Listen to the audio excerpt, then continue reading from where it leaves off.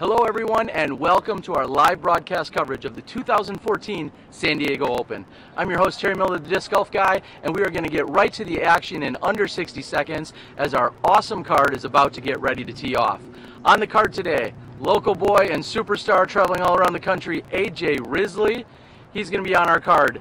Also joining, Nichols is going to be on the card today. Also San Diego local and favorite. We've got Steve Rico of Legacy Disc. We also have Super Dave, who's going to be out here battling it out with Patrick Brown on the card as well. We have 5 players for you today, bringing you all of the action. This is your live disc golf broadcast of the 2014 San Diego Open. Let's get to the show.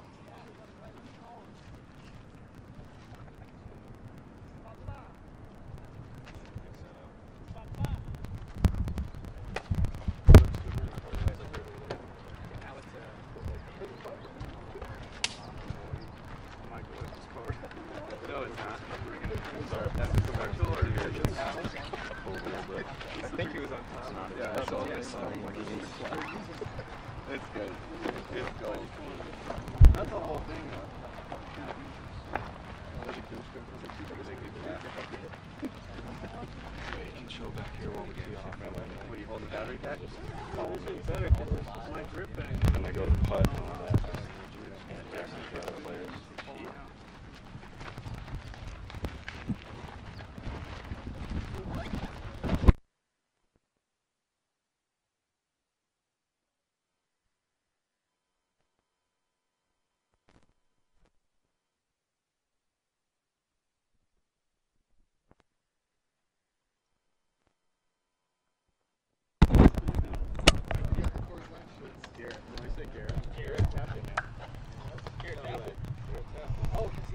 And here we are, ladies and gentlemen. We are with our card here today.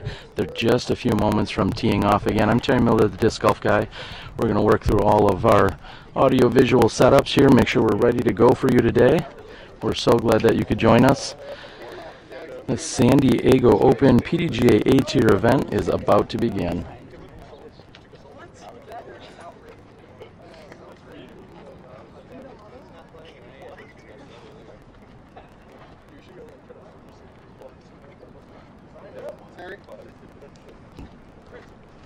And walking up here is our tournament director.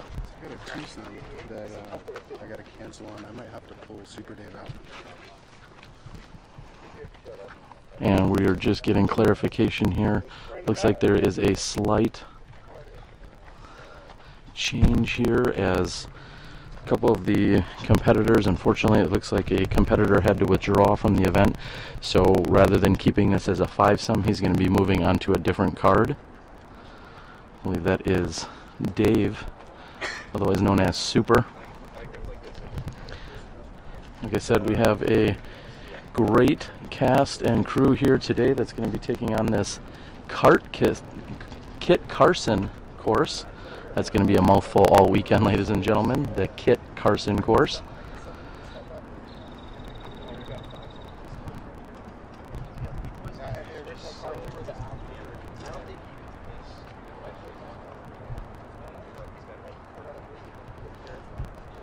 And we're so glad that we could be here on the show and ready to go. These players should be teeing off here in just a moment.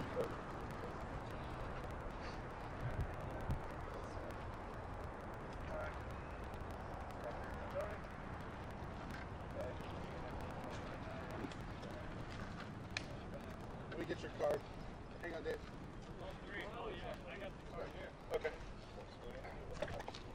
Again, some of the players are just getting clarification here.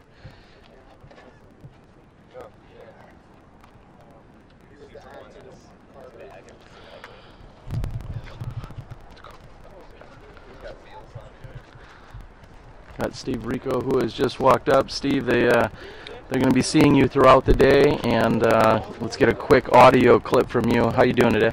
I feel pretty good, actually. I didn't think I was going to be able to play this week, but you know, did some nursing to my arm. I feel pretty good. I'm ready to go. Okay, well, let's hope that you had a speedy recovery. I know you've been battling it out all week, like you said, the hot and cold action, and it's going to be a little bit hot out here today. What's it like playing down here in San Diego? Competition's really good, man. The courses are a little tricky, so you got to be on point with your drives and you know, try to make some putts today and finish out with a decent round. Well, I'm going to say that as long as you don't hit a tree here on this first hole, I think you're going to be off to a good start. Yeah, I hope to keep it right down in that giant fairway, but you know, I've been known to shank in the middle of wide open shots. So. Again, you're not going to be able to find a tree here on this first hole. We wish you the best of luck. Good luck out there. Thanks, man.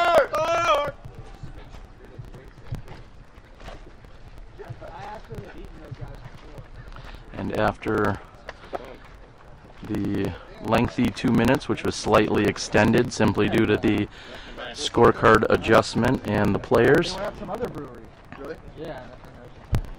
we are ready to go here on hole number 1. Order's going to be AJ, Steve, Max. They were doing Patrick. deep-fried Snickers and Twinkies and stuff at the Risley last time. I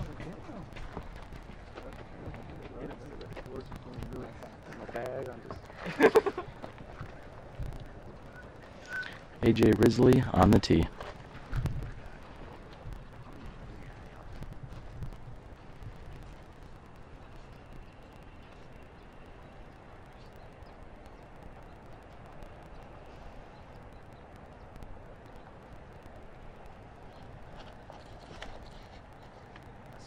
oh yeah. Laced it. Get up in there.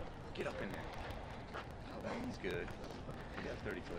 Next on the tee, Steve Rico.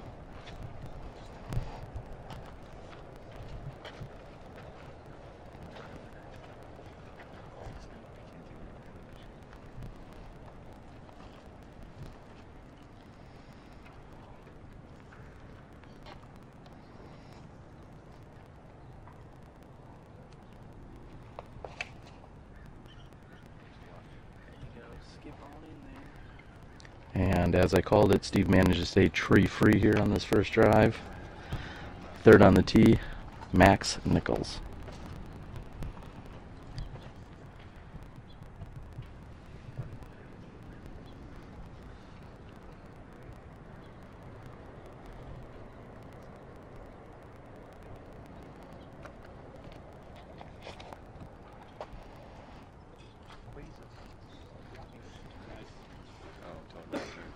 And a very nice shot there by Max. He's going to be looking at a birdie opportunity. Fourth to tee, Patrick Brown.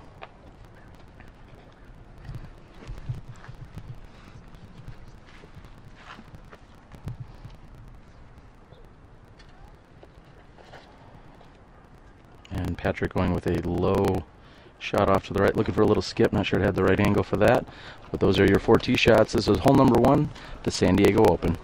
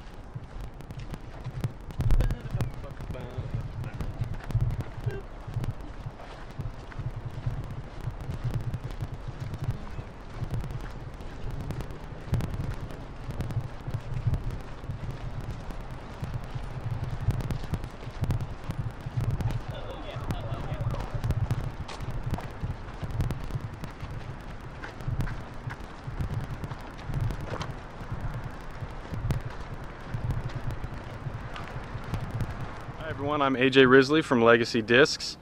I'd like to welcome you to Kit Carson Park here in Escondido, California. This is one of my home courses.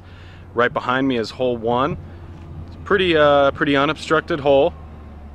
A little tricky though to judge the distance because the basket is behind a mound.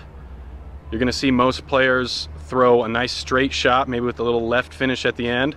Basket's about 400 feet down there, and play the skip.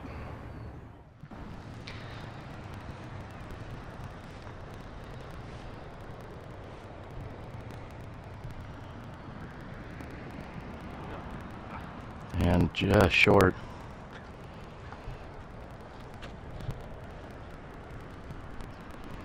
Patrick was signed up in the Masters division where he normally competes. However, he found that there was not enough competition there, so to speak, so he decided to bump himself into the Open division, which had a much larger pool. A few of our players had done so. Also putting for birdie 2 here is Nichols. Max, just outside circle's edge, probably sitting at about 35, maybe 40 feet at most.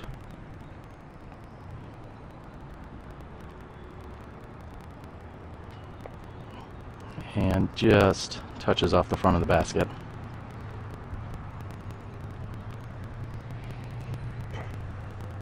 Steve Rico with his drive has brought him inside the circle. It's looking at 25 to 28 feet for his birdie 2.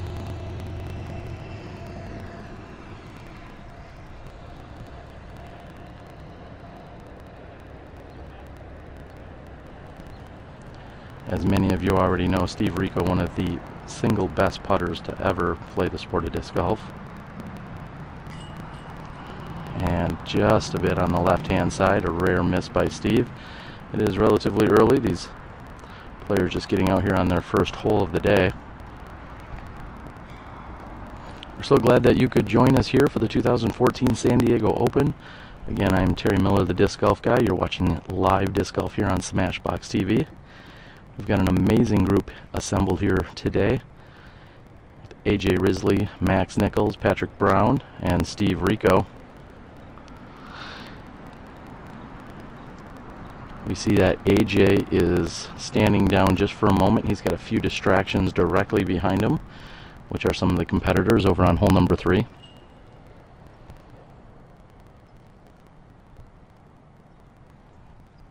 And once they get out of his line of sight, he'll be able to attempt his birdie 2.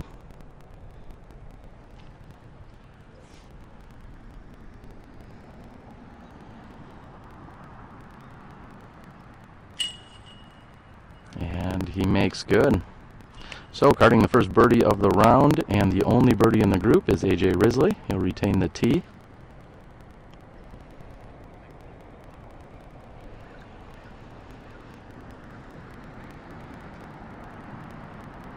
A bright, beautiful, sunny day here in San Diego.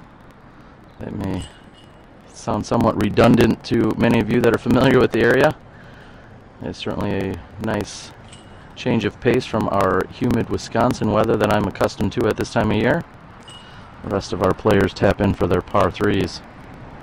So there you have it. We have one hole complete here during this first round coverage. We're going to move over and take a look at what AJ has to say about hole number 2. Here we are on hole number 2. It's about 280 feet. The basket is tucked into the right, and there are 2 mandatories forcing you to throw a left to right shot. A lot of righties will throw an anhyzer or perhaps a sidearm. And there is OB surrounding the basket, and it's a fast green, so you might see some unforced errors turn into bogeys on this hole.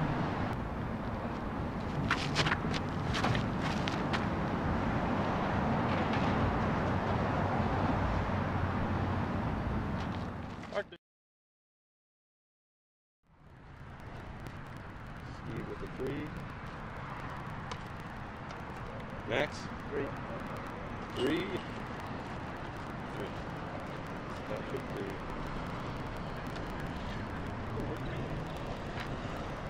Okay, I fucked up already.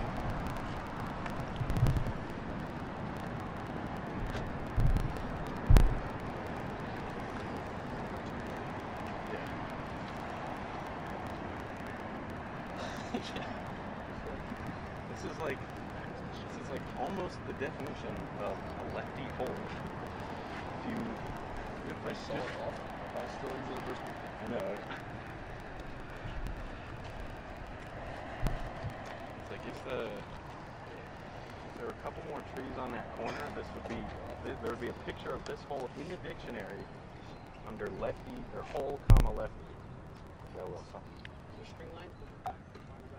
Yeah. It's generous though. I don't know if it's like scratch or like food.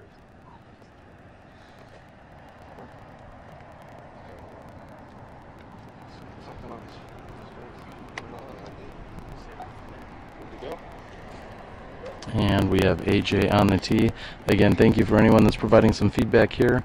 We are working on any audio issues. We will do our best here to get the microphone and everything set up in place so it's sounding the best we can for you. We have AJ Risley on the tee.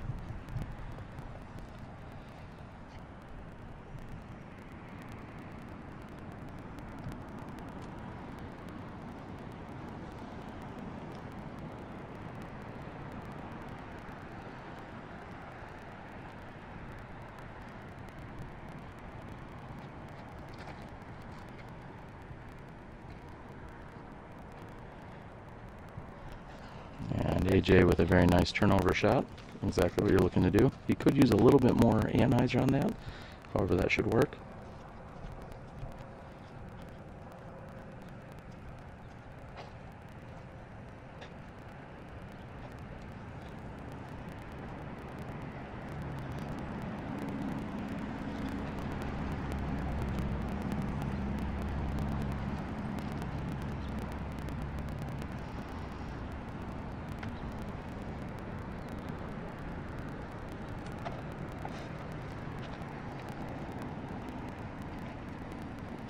Rico going with a forehand, and it was a little wider than he was hoping for.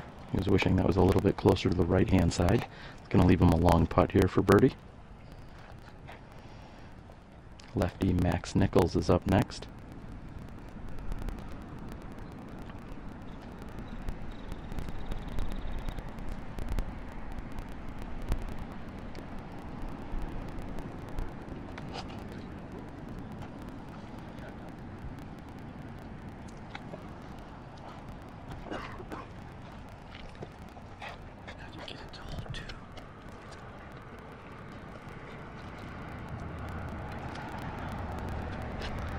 Patrick Brown also going with a forehand shot.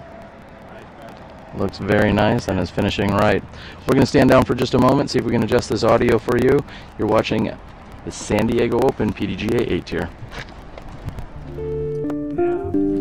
Can't reach it like that. The most unstable one there. I can't reach it like that.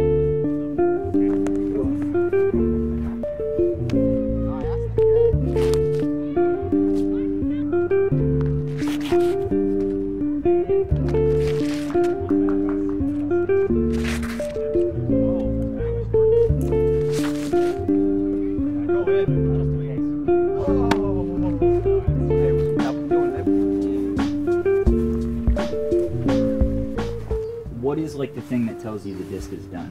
When you like, now this is ready? When he puts it in his bag. When he puts it in his bag, it's ready. Yeah, we kind of throw it, test the different runs, and go with what's flying the best, most consistent. We can go up and down with different weights to change the flights and do different stuff as we're testing them. You know, different colors matter also. So. About 8 grams difference. We made and designed the mold to do a specific thing. So we're out there testing the mold, testing the plastics to make sure that's how we design the disc so it can fly the way we want to.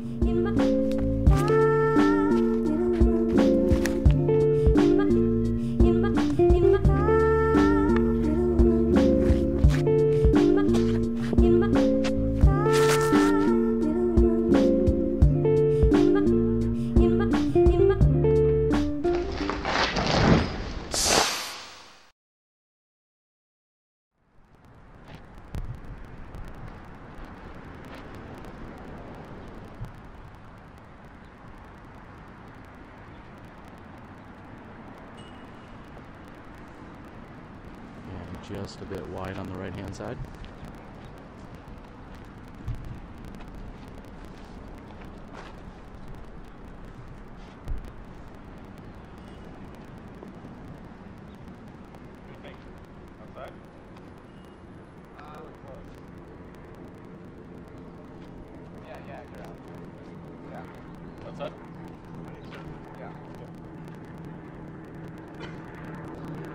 AJ Risley confirming if he is in fact outside the 33-foot circle. everyone agreed that he is.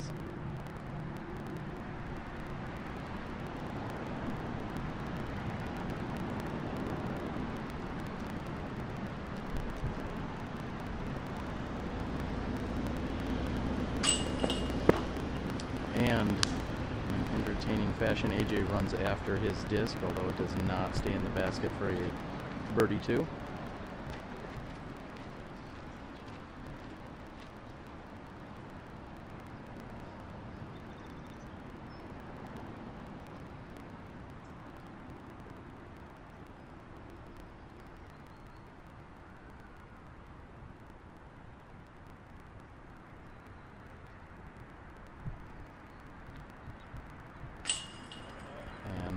Nichols makes good on his birdie from circle's edge. Patrick Brown left with also about 28, maybe 30 feet at most. There is OB directly behind the basket. However, they do have a little bit of space. OB is at least 10 to 15 feet behind the pin.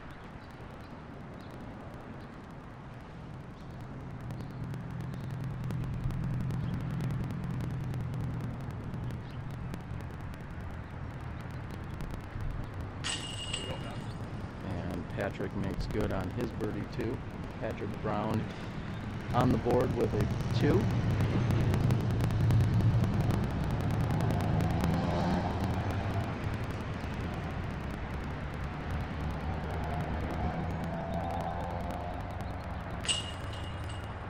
And Steve Rico with a tap in for his par 3.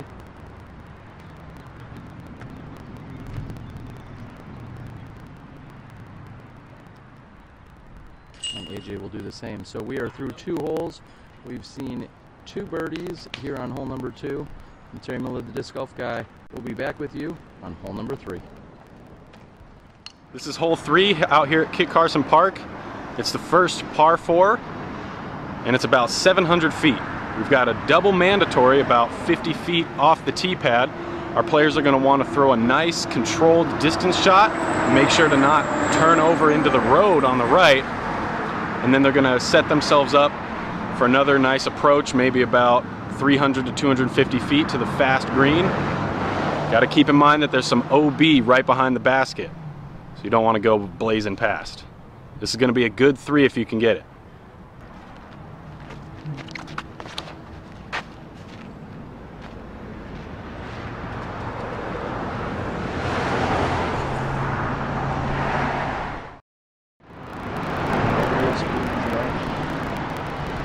Okay, now you get them. Now you see it.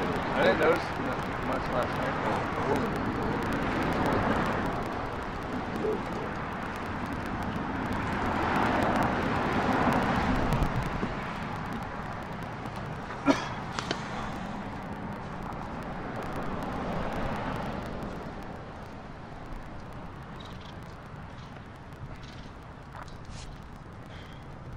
That one drop like screwed everything. There's a threesome behind us now, and then a threesome over there. Disc golf, man. The funny thing is the guy that dropped out didn't even go to the players' break.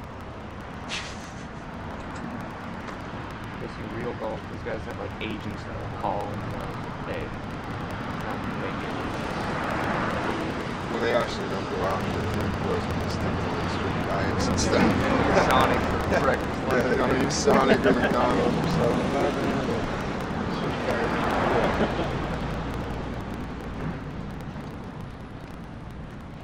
I pulled out a place not just making my little sandwich, or at least a half, you see, I have to do a sandwich. Like, you made it.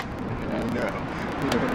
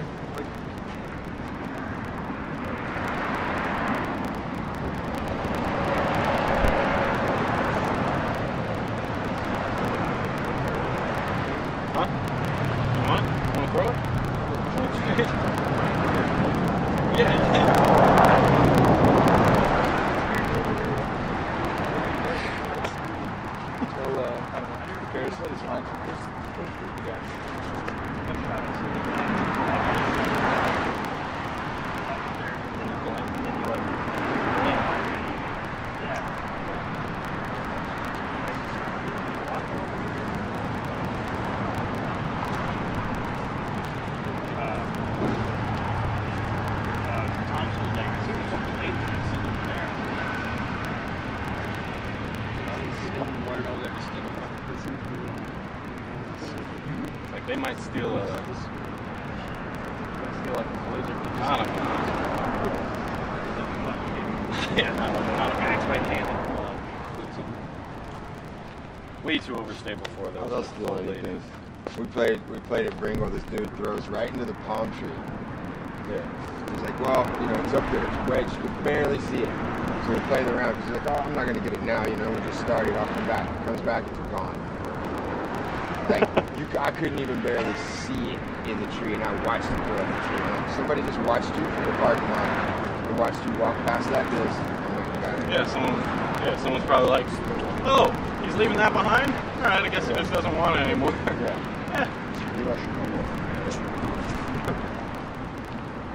Slingshot. Oh, slingshot. No, it was like it hit in the palm and it dropped down, so the palm things were coming out. Yeah, and it was like, I mean, I could just see it. I mean, it's tough to get those. Tough to get them out. I threw my shot on 18 practicing around the mandatories down there, bring right dead center.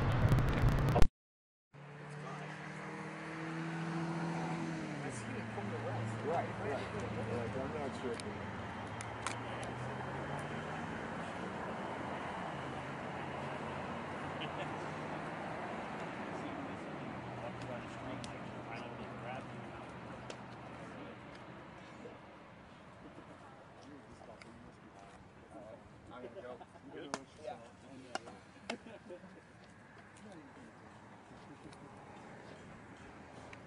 And we are back, ladies and gentlemen. We are with Max Nichols. After carding the birdie 2 on hole number 2, he's got the tee.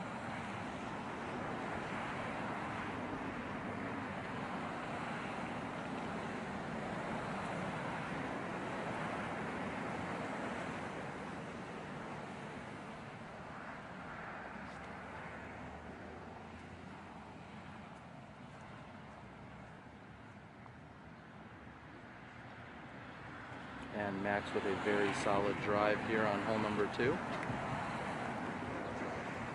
As AJ had alluded to, this is the first par 4 that these competitors will see here at Kit Carson.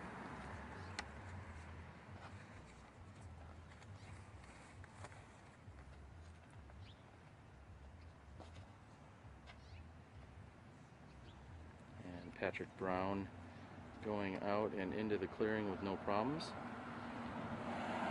He's on the left-hand side. It's pretty much no bad place to approach from here on hole number 2. You just want to make sure that you make it through the double mandatory off the tee. The approach shot being the more challenging of the two.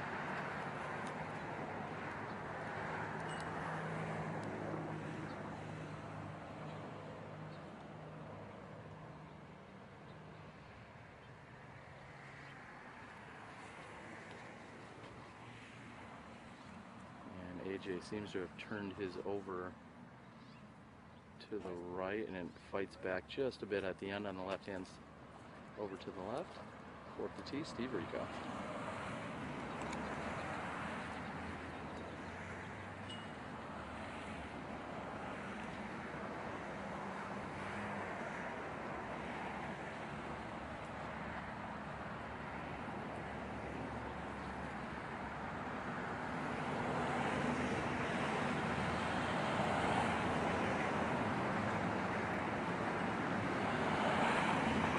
Steve Rico with a laser. Very nice shot here off the tee on hole number 2. We're attempting a new audio setup here for you. Thank you guys for being patient and tuning in with us. We're going to move on down the fairway of the very lengthy hole number 3.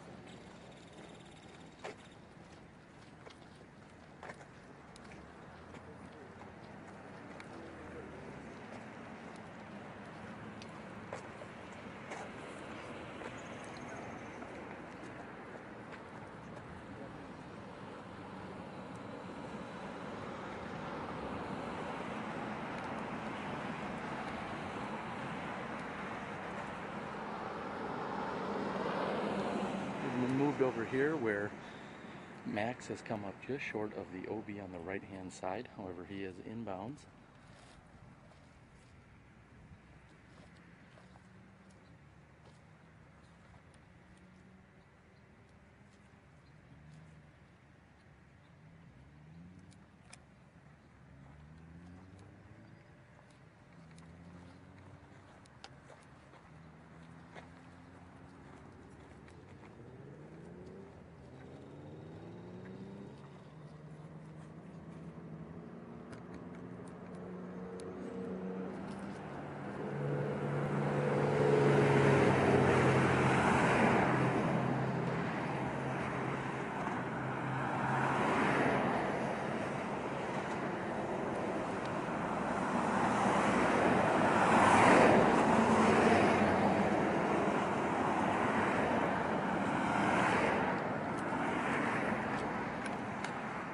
As you can see, Max was a little wide left, playing for that hyzer skip to come in toward the basket. There are some rocks and other things that are up near the basket.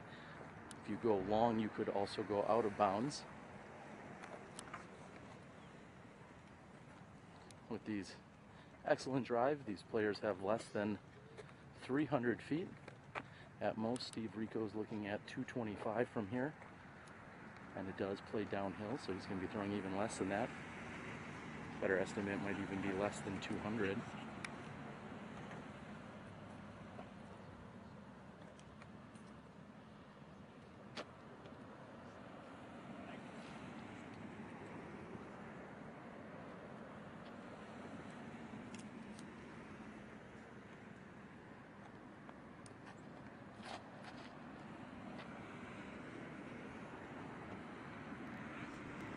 And Steve with a very nice looking shot with his Icon clutch.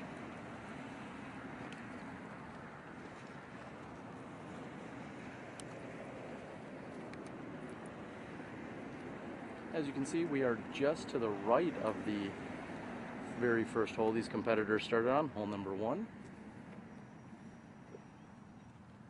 These first 4 holes are relatively open. We're going to see some more technical shots on the remainder of the course. However, holes 1 through 4 are certainly more wide open for these players.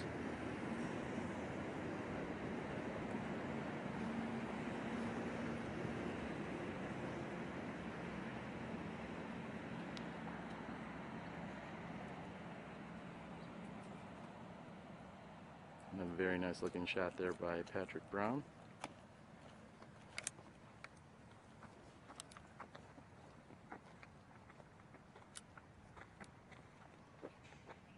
AJ also has less than 200 feet to the pin.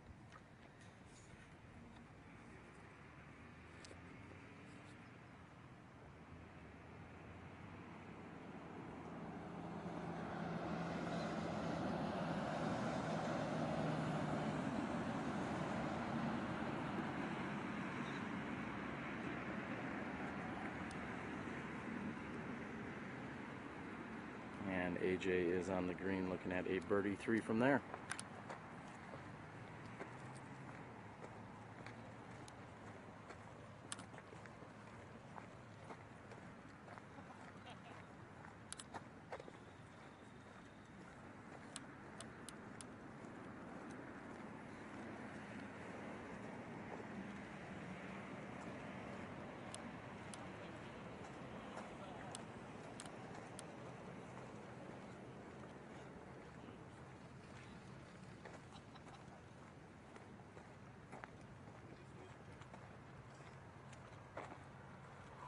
As I said, we had some obstruction up here near the basket.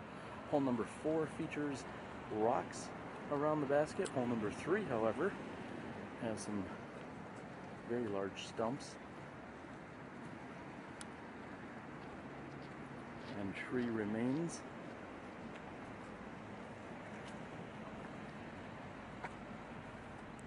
Looks as if Max will be first to putt, just to his right. Your left is the approach by Steve Rico, and we have Patrick Brown and AJ Risley here on the right in the white, both white putters. Max is going to straddle out to his right, which is going to be a little more challenging because he is a left-handed thrower. Let's see if he can make good here on this birdie 3 opportunity.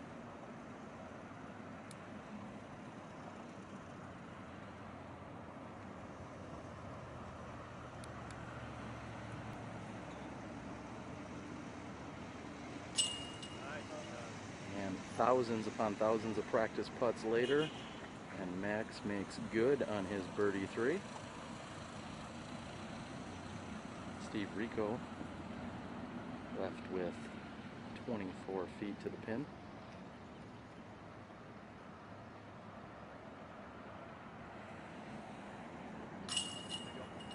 As expected, Steve also makes good.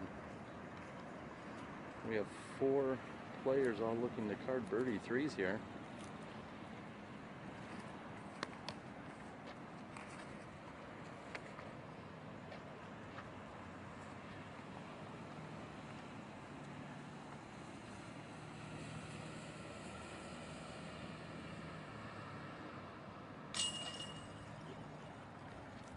Patrick makes good, and AJ with even less distance should have no problem tapping in. Left with a mere 8 to 10 feet.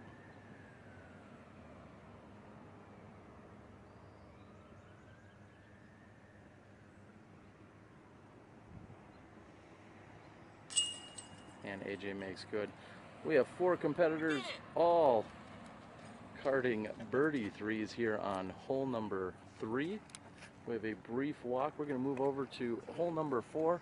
We'll see how AJ sets up for that shot. You're watching the 2014 San Diego Open. We just came off a 3s basket right behind me.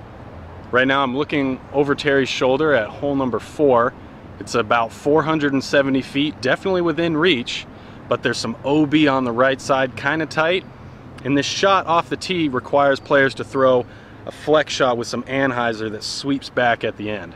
This is definitely a bonus too, especially with those big rocks right near the green.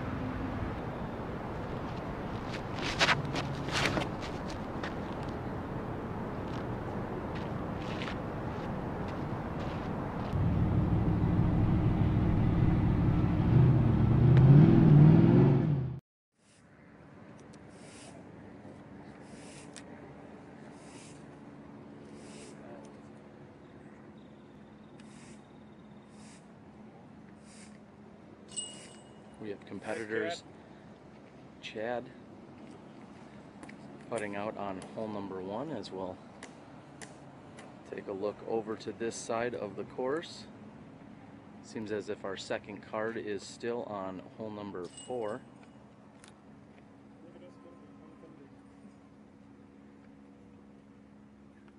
Again, these first 4 holes are in the open area out here at this Kit Carson course. You will see some more trees and things to navigate around in the future holes. Holes 5 through 17 are much more wooded, so to speak. I should say sparsely wooded. Hole 18 being a very beautiful shot out over the water. Again, you're tuned into live disc golf coverage here on SmashBoxxTV. I'm your host, Terry Miller, the Disc Golf Guy. We're going to be bringing you action for all 3 rounds here at this PDGA A tier in San Diego. We'll also bring you the final 9 coverage on Sunday afternoon. All players here in this first pool will play Kit Carson this morning. They will move over to Brengle Terrace this afternoon, and tomorrow there will be a staggered tee time start for our leader card and the rest of the competitors here at the tournament. Shortly following that 18-hole round, they will move into a 9-hole, final 9, par 32 course, where they'll be seeing many of the holes that we saw throughout the rest of the tournament.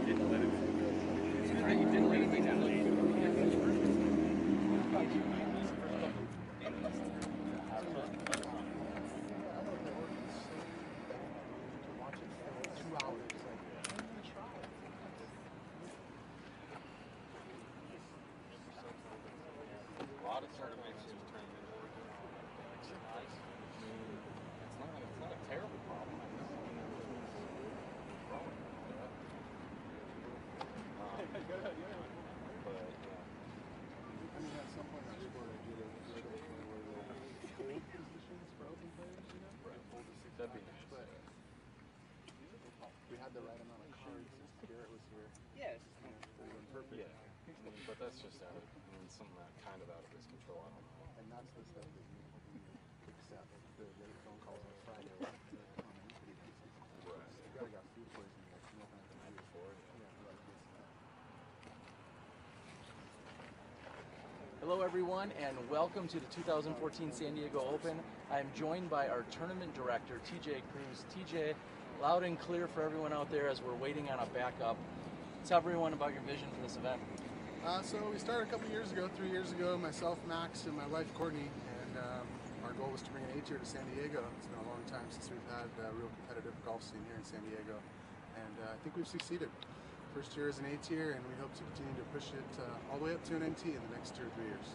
You've got some great competitors here. We're out at the Kit Carson course, and they're also playing the Brengle Terrace course. For everyone that hasn't visited the area, loud and clear for everyone, tell them what they're missing out on when they're coming out to see these courses. 2 of the nicest courses in SoCal. We've got great weather, and it never rains here. And from what I've seen at the NTs, Harry, I think we could use some of that weather out here in California. So if you're in the San Diego area, please come up to the northern part of San Diego County. It's about a 30-minute drive from Morley Field, which is what everybody's familiar with. We've got some great courses, great club, and great individuals playing the sport. Absolutely. Well, we know they are struggling out there at the NT with inclement weather, as we've seen all year long. We're here in beautiful, sunny San Diego, taking it all in. Maybe a little too much sun for this Wisconsin guy, but I think I'll find a way to get by. I agree. All right, well, there you go. That is your TJ Cruz and the rest of the crew here at the San Diego Open. They're live on hole number 4. We're going to move back and get right to the action. You're watching SmashBoxxTV. Thanks, Terry.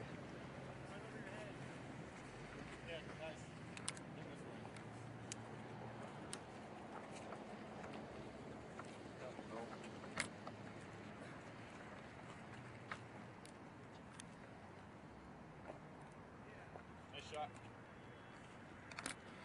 As I mentioned, we are back here on hole number 4. This plays back toward the fairway. It almost parallels the fairway of hole number 1, measuring in at 486 feet.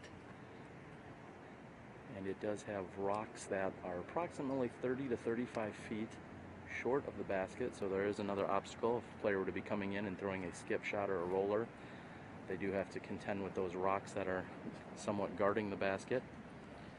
Max had birdied hole number 2 as well as taking a birdie 3 on hole number 3, so he will be on the tee first.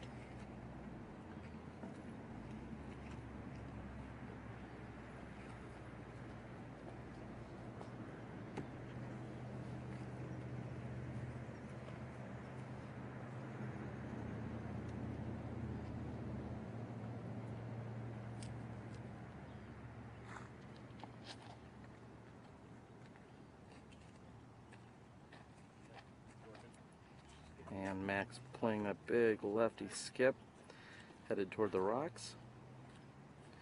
Able to throw a nice hyzer shot that just needs to stand up a little bit. Patrick Brown, on the other hand, is going to be throwing anhyzer off the tee, looking for a slow fade to the basket.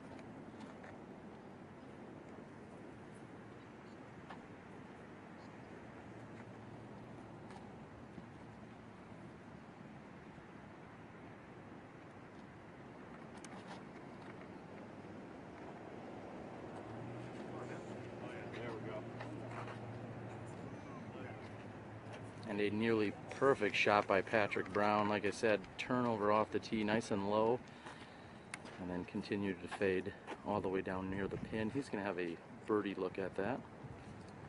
Third on the tee, AJ Risley.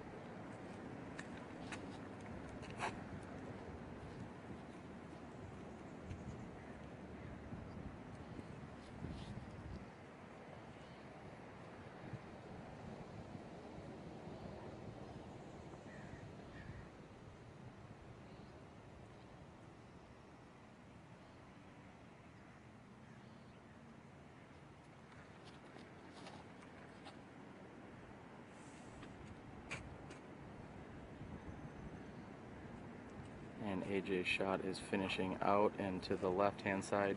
Not quite enough turn on that. As AJ had mentioned in the whole preview, there is obia on the long left side as well as short right. Birdie 2 would be a bonus here. However, I think you're going to see more threes than anything else on this hole today. And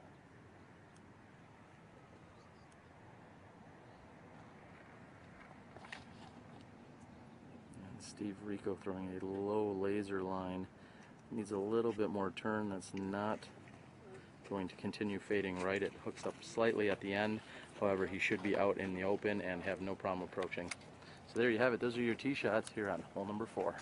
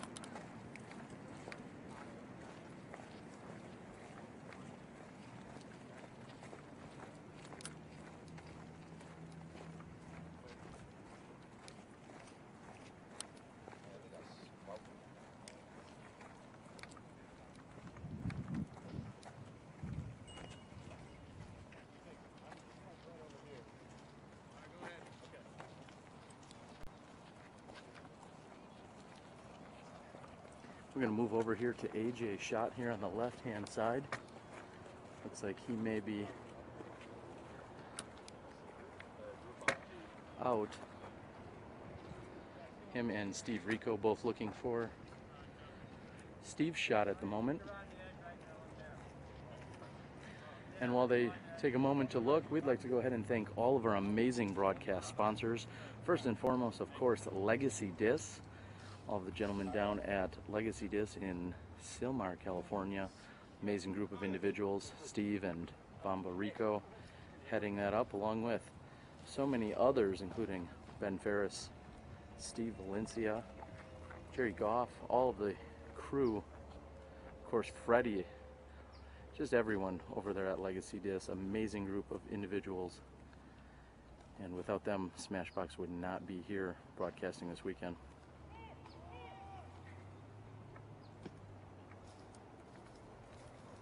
Steve will be first to throw as he finds his lie. There's a little bit of rough here on this left-hand side.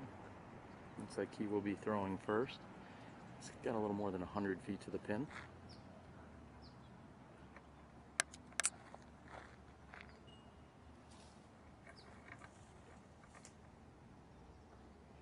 And coming up just a few feet short of the basket. Perfect throw by Steve Rico.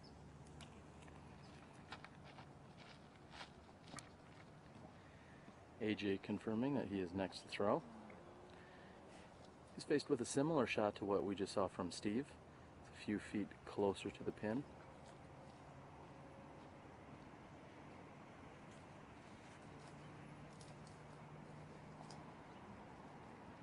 The little bit of foliage you can find out here in the first 4 holes seems to be exactly what is challenging AJ here.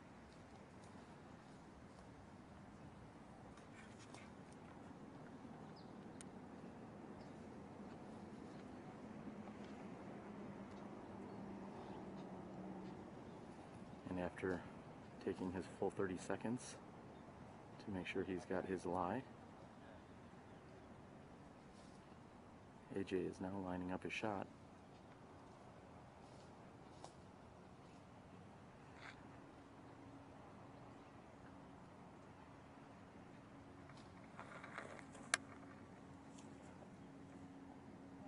And he is also approached to within 10 feet of the pin.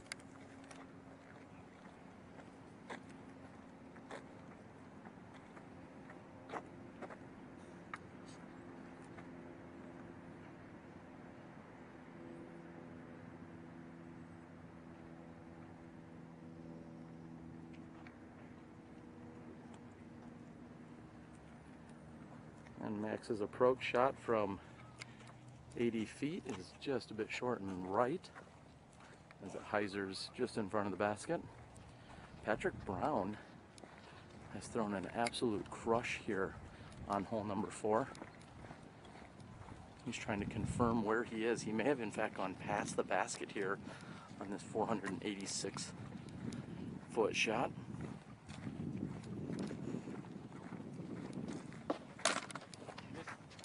See a dark blue one coming in here? Yeah, that's what they said. Yeah, of course. And Patrick's shot has gone past the basket. Huh?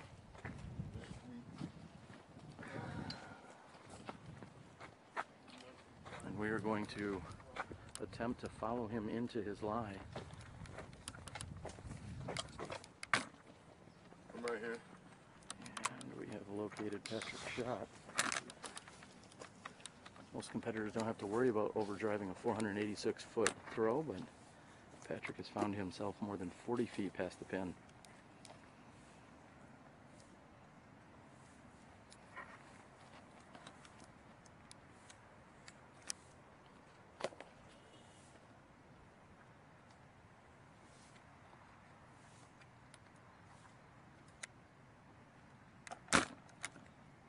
And Patrick doesn't have much here for an angle except for just a layup.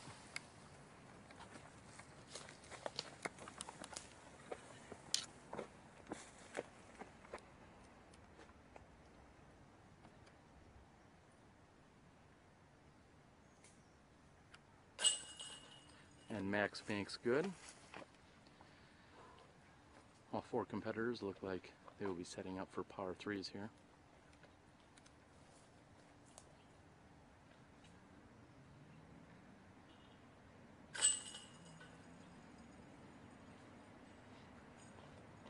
Steve Rico with less than 15 feet. AJ with just 12 feet.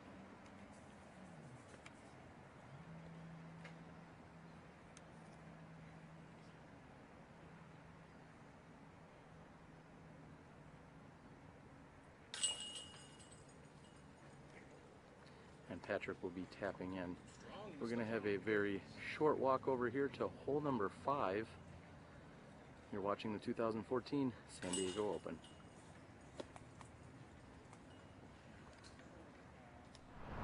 This is hole number 5. It's about 350 to 370 feet. You've got a mandatory tree that you have to go to the right of. So there's this tight, somewhat tight gap that you got to hit off the tee, and then you want your disc to fade into the left and get a skip up to the basket. The road beyond the basket is OB, and there's a creek on the right side that you don't want to flirt with.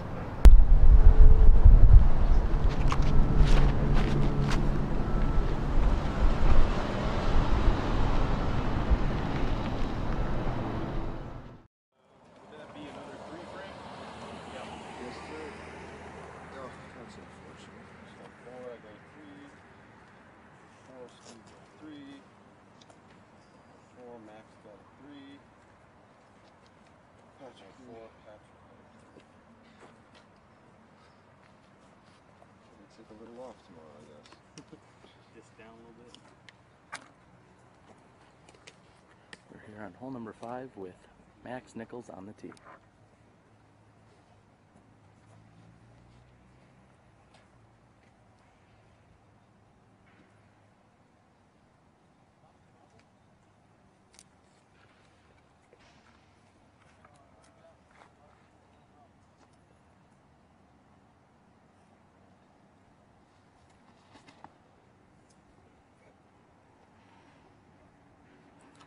And Max is very much challenged by this shot as there's a Mando tree on the left-hand side. He must navigate to the right, making this hole very challenging for a left-handed thrower.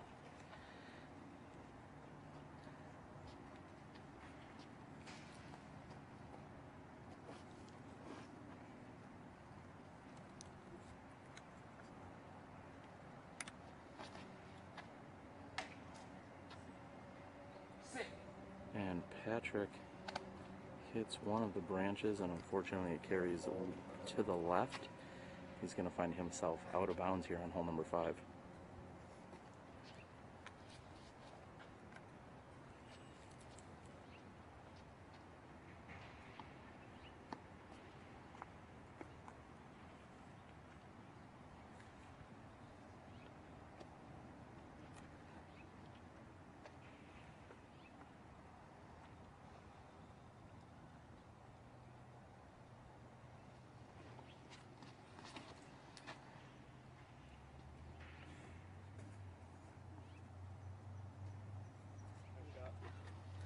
A little bit high and on the right hand side.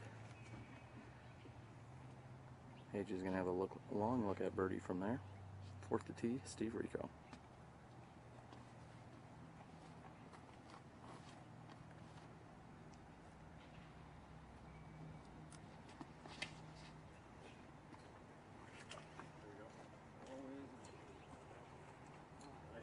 And Steve with a nice looking shot, banks off the tree slightly.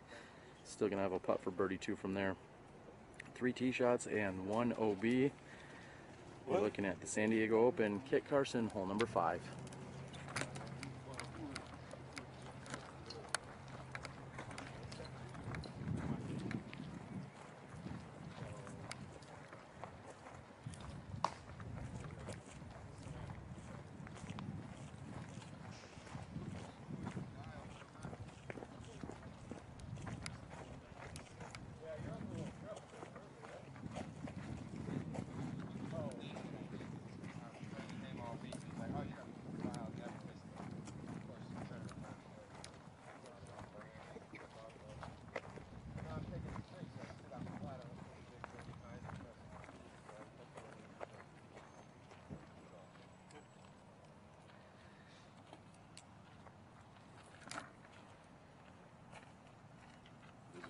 Patrick usually throws the straight shot. This time All right, we have Max Nichols here on the right-hand side. As I said, being a left-handed player, this is one of the more challenging holes for him to be able to attack for a birdie 2. To try and make that bend is not an easy task. I'm guessing that Max is going to be more than content just getting up and down, taking a 3 here. The next hole, hole 6, certainly sets up a little bit better for a left-handed player.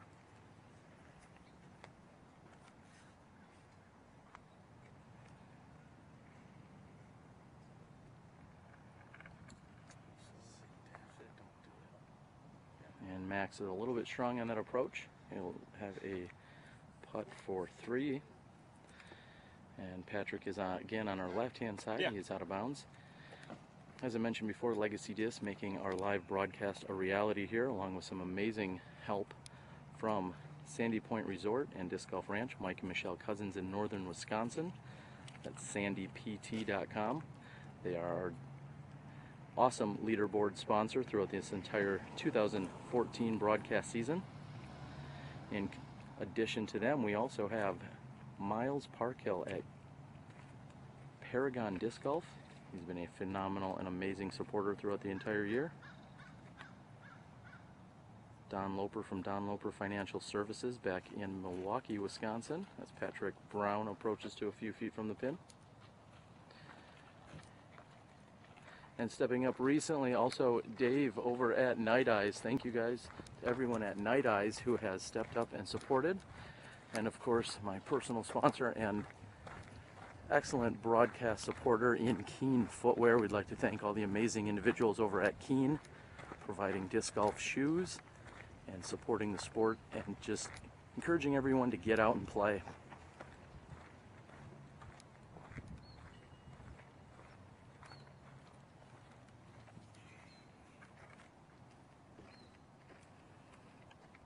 AJ's left with less than 20 feet for a birdie 2 opportunity.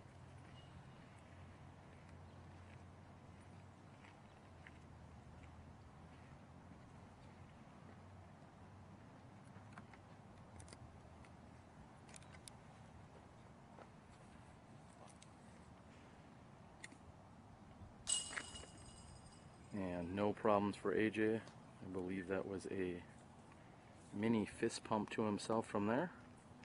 AJ excited about his birdie too. AJ looking to be 3 down after 5 holes. Steve Rico taps in for the easy birdie. I believe that will move Steve down to 2 down after 5.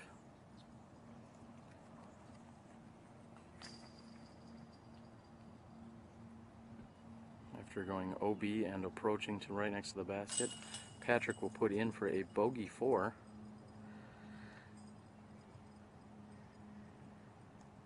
And this will be Max for his par 3.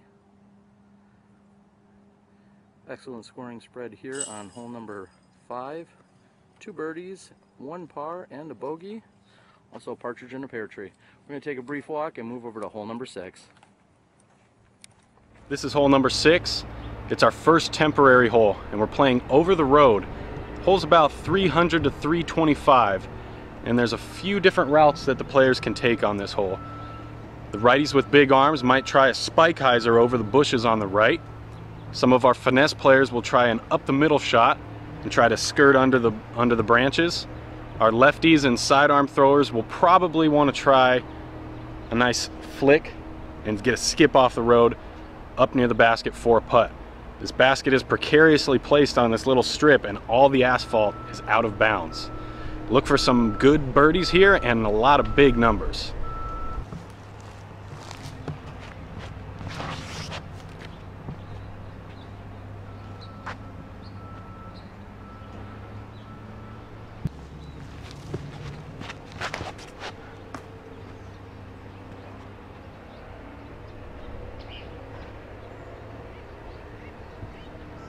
Parked it.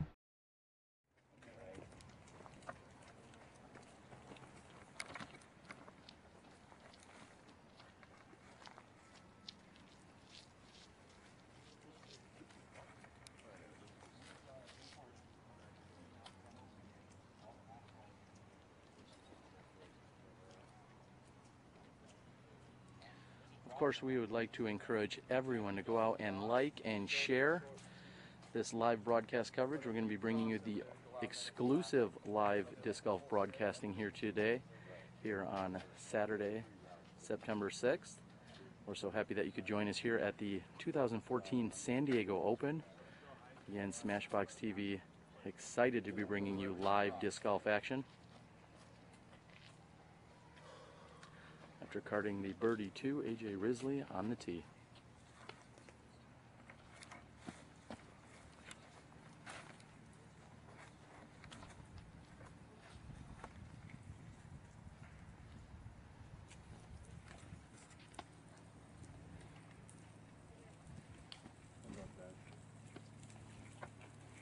And it looks like we're going to have a brief delay as Some of our Escondido locals enjoy their Saturday morning stroll. AJ with the assumption that our passerbys are locals. They could in fact be visiting from Wisconsin, like your host today. This is, as AJ mentioned in the preview, this is a temporary hole, not regularly played. Somewhat of a narrow landing strip for these players to make sure that they land on. There is in fact a drop zone for competitors that go out of bounds. AJ and Steve talking strategy here. Steve Rico is going to be teeing with a ghost, and this is AJ on the tee.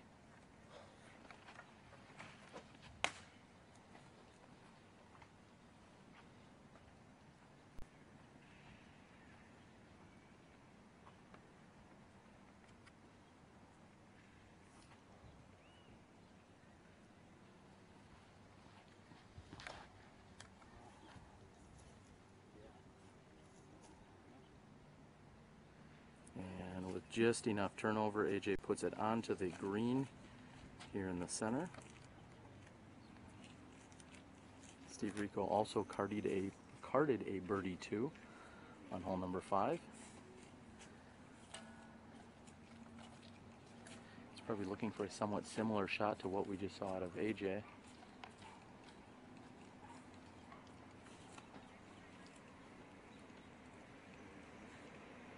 Yeah, bro. And Steve waving on some of the helpers here that we have, who are just making a few clarifications on the course.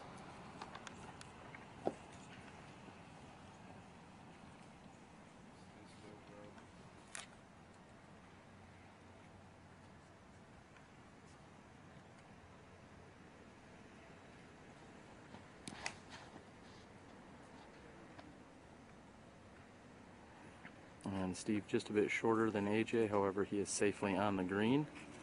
We're going to again stand down for just a moment as a few park patrons make their way across.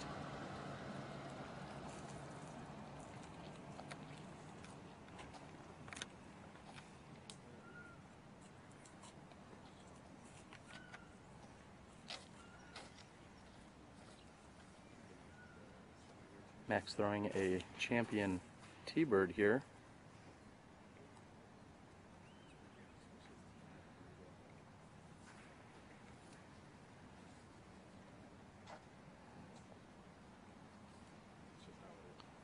As we wait for another car that will come by, I'd certainly like to thank Max and the rest of the crew over here at Kinetic. I know Max and Patrick Brown were just two of the many individuals out here throughout the week. Max was personally laying down OB ropes, adjusting T-pads, putting out baskets, and doing a mixture of things throughout the entire week out here. So not only is he a top San Diego area player and touring player, but when back in his home area, he's certainly a contributor to make sure the event is as professional as he possibly can make it. So we'd like to thank TJ and Courtney, Max, and the rest of the crew over at Kinetic who have helped make this 2014 San Diego Open a reality.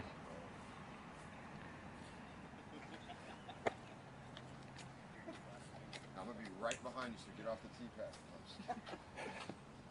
And as we're standing down here again waiting, looks like Max is going to be able to set up his shot.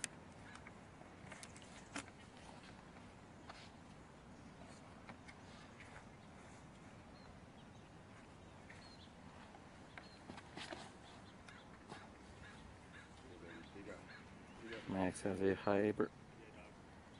very nice high T-bird hyzer shot, and immediately following him, throwing a champion rock, is Patrick Brown.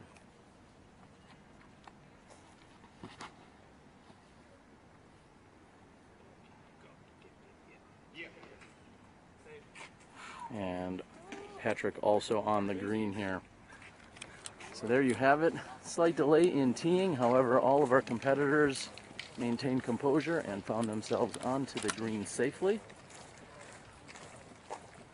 We're going to move on down and see who can convert on these birdie opportunities.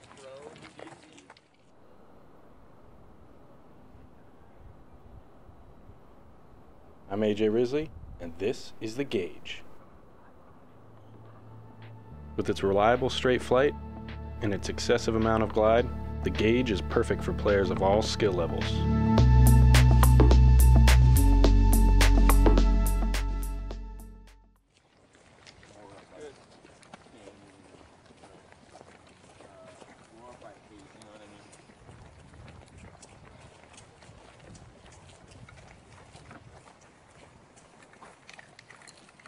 It's good.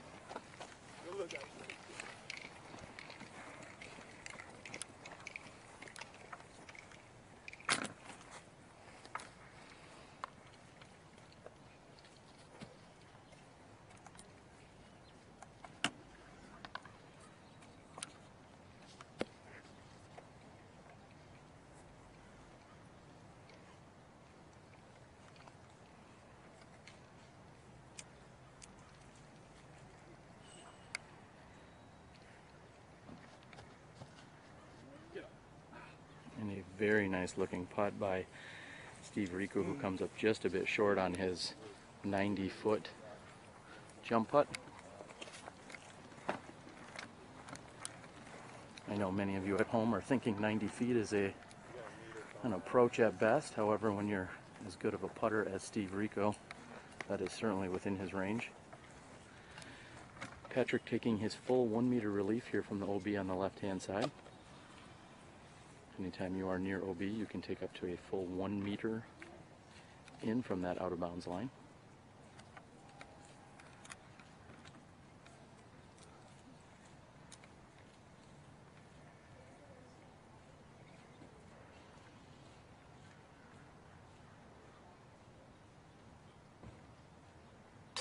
Nicely done. And making good on the birdie opportunity is Patrick Brown here on hole number 6. AJ is going to be faced with a nearly identical shot. Also going to bring in up to 1 meter relief from the OB line. Again, it is a player's option if they would like to do that or not. It may play in your favor to not take that full meter relief. Looks like AJ is contemplating just that right now.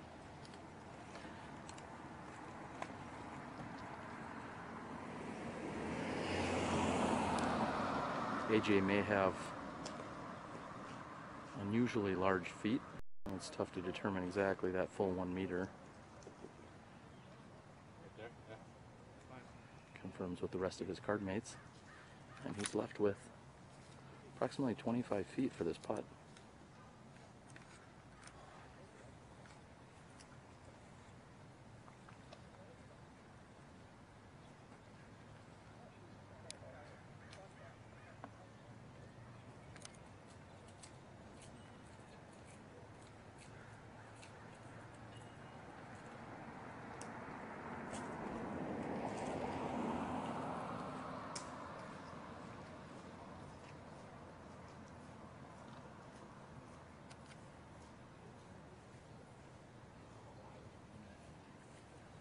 And with the large obstacle on the left-hand side, I believe that got into AJ's peripheral vision, and he seemed to have overcompensated and was wide right on that putt. This is Max Nichols from 23 feet.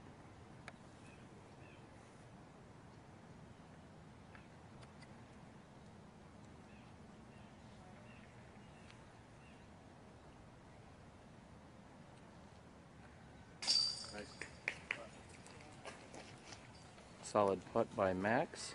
He will card the birdie too, as did Patrick Brown.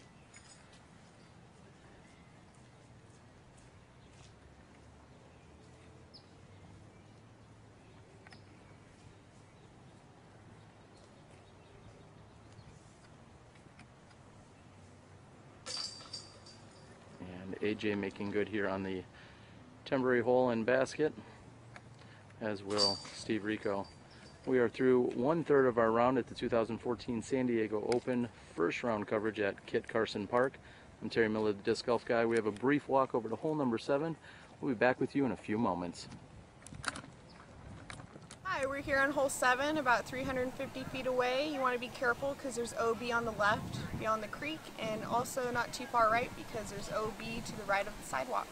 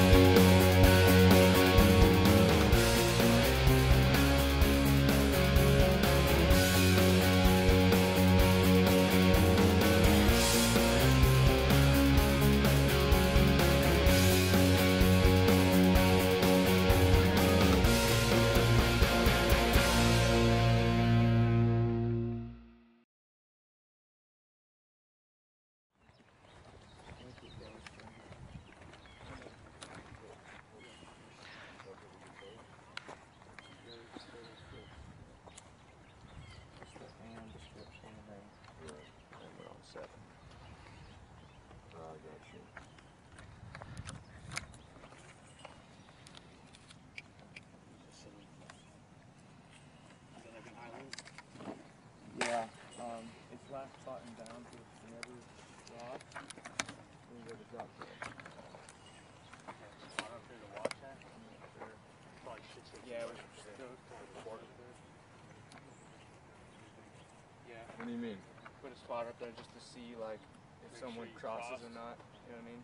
Oh, well the line is like down the middle of the ditch. So I But mean. if you happen to like be close and like cross over, you could get way up there and have to go to Got you. Yeah, you want to go spot? You take the bag out. That's all we need. That's kind of important. Yeah. It's all important. Important not to hit the dang banger or the pile of rocks. Feet up, apple. Is that where the water is at over there? then just start wearing some flypaper around my neck. Did you get scores? Hi, I'm Don Loper with Loper Financial Group, where the best investment is a great agent. I'm so happy and proud and excited to support SmashBoxxTV and their live disc golf coverage. Play with confidence.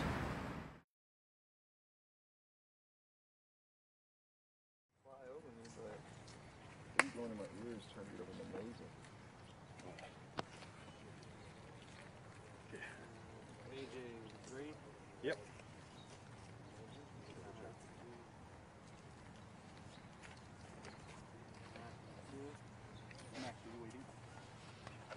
Yeah, I'm waiting for water.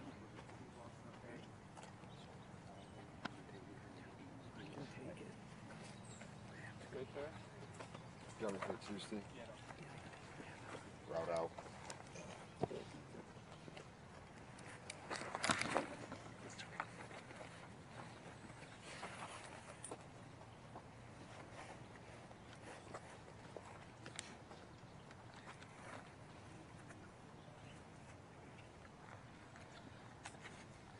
We are over here on hole number 7. Max is setting up. He's first on the tee.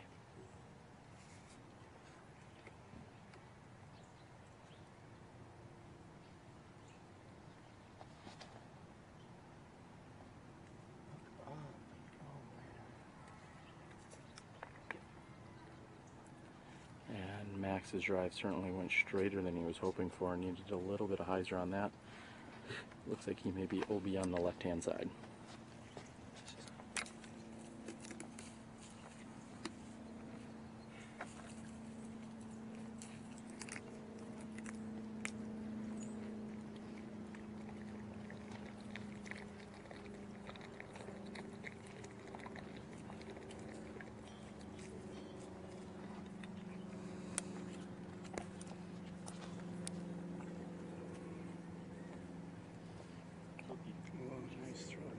And a very nice shot here by Patrick Brown. He's going to be a little bit wide right, however, a very nice shot by Patrick.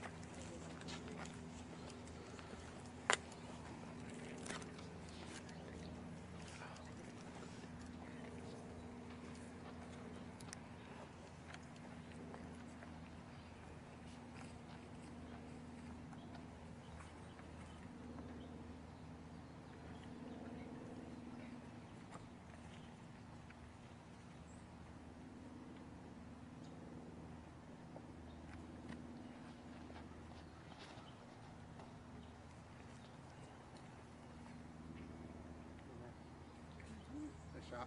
Oh yeah. Oh yeah. Also a very nice shot here by AJ.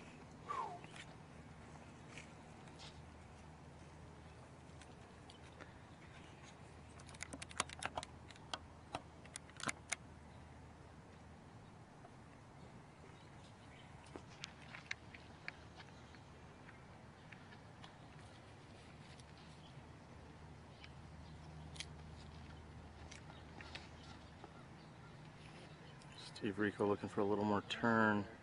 He's going to be flirting with that center line OB. We're going to have to see when we get down there. There you have it. Is the tee shots here on hole number 7.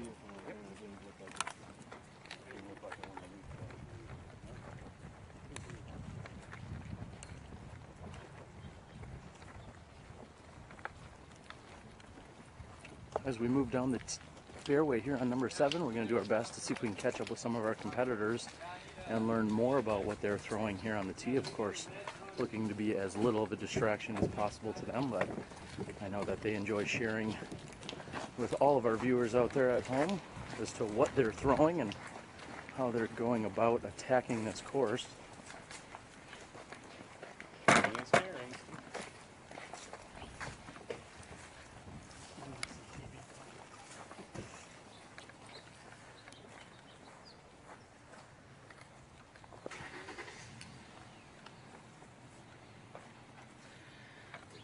And Max has found himself OB on the left-hand side. Max, however, fortunate enough, he has his caddy in, I should say his brother is his caddy here this weekend. This will be Max from the short tee, which is also known as the drop zone.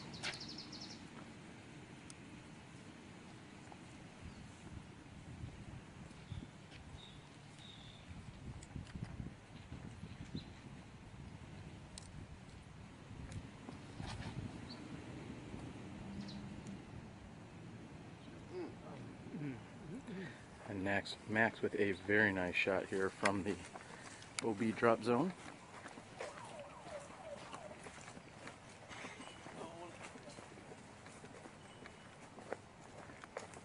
Some unique art that we find out here at the Kit Carson Park. Patrick Brown had noted yesterday there is actually a hook in the center hump of that snake. May look for a hanging basket from there sometime in the future. Would make for a very unique looking shot as we show you that there's a hook, and some of the baskets you may have seen as we saw at the Amateur Worlds earlier in the year out at the very beautiful Blue Ribbon Pines course. However, in the meantime, we've got Steve Rico trying to determine exactly where he is. And we will also point out that there is this OB line that is essentially down the center of this lower culvert area. Steve is on the good side of that line. Just barely, as he says. He's going to be left with less than 100 feet to the pin. However, he's going to have a very challenging shot. We're going to see if we can get behind him.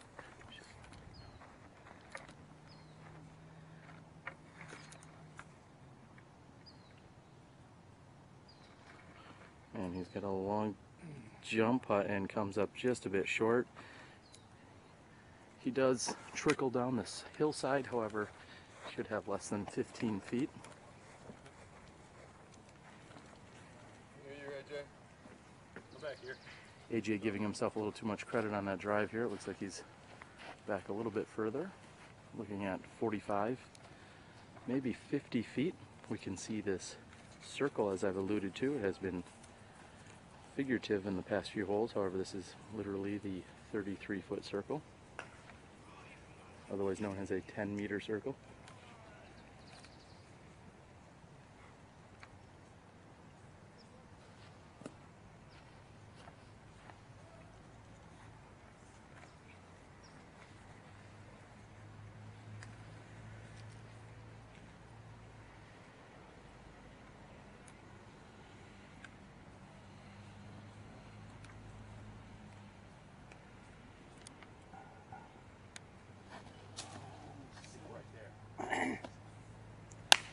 And AJ catching a little bit of the cabbage just above his line of sight.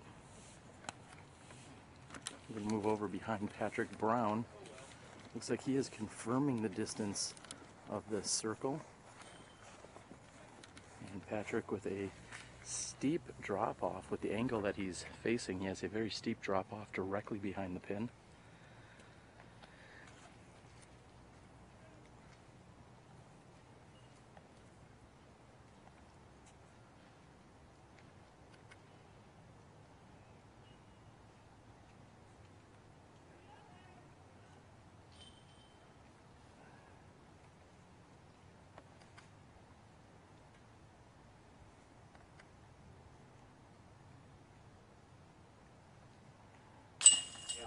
And Patrick proving why he's one of the best in the world here with a steep drop off just behind the basket, making good on the birdie opportunity here on hole number 7.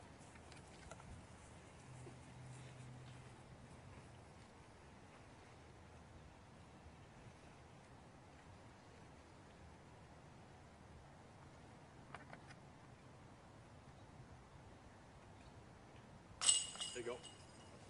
And Max is in for his bogey 4 here on hole number 7. Steve Rico and AJ both left with relatively short putts for their 3.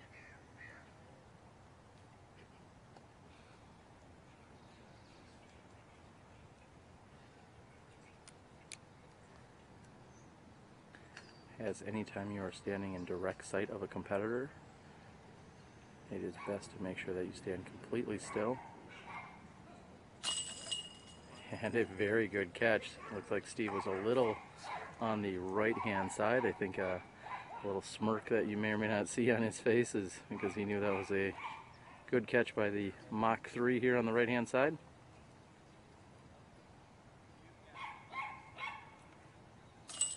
And AJ puts in for his 3. So again, great scoring spread with a birdie by Patrick Brown, 3s by AJ and Steve Rico, and a bogey 4 by Max Nichols. We're going to take a very short walk over here to hole number 8. This is hole 8. It's about 300 feet. There's a little bit of danger on this hole. There's a mando tree on the right side. You got to throw to the left of it. And there's a creek bed on the left, and you got to stay out of that. I think our AM Worlds champ, Vanessa, handled this hole pretty well.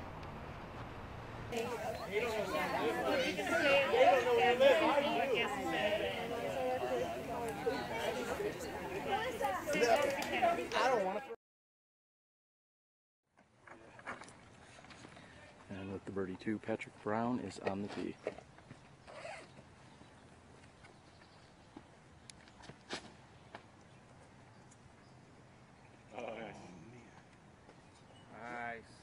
There we go. Very nice looking forehand shot there by Patrick with a sigh of relief. Throwing his Pinnacle Ghost is AJ.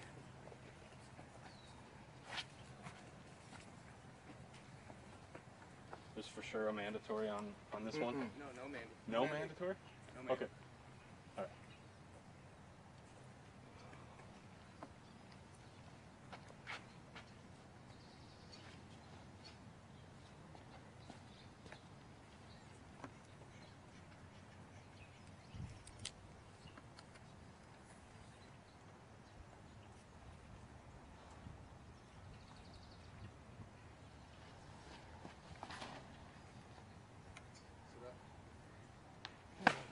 And AJ hits one of the trees in the center of the fairway. Third on the tee, Steve Rico.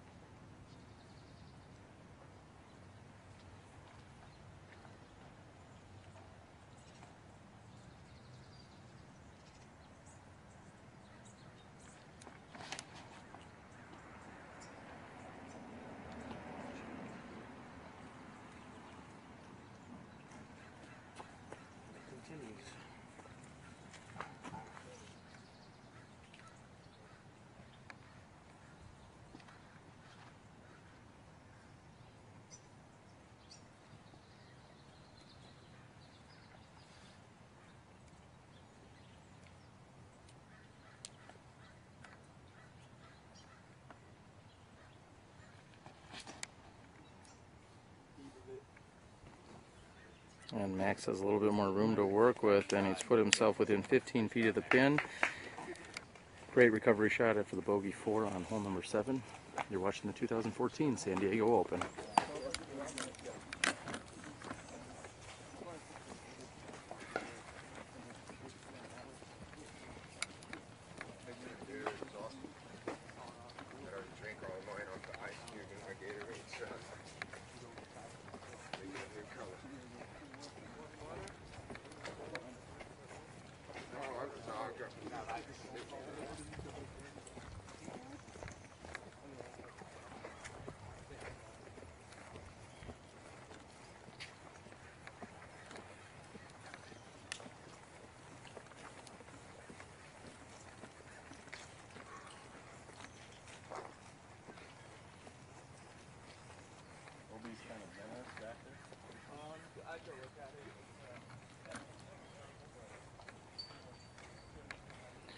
And it looks as if Steve Rico has in fact carried wide left and out of bounds.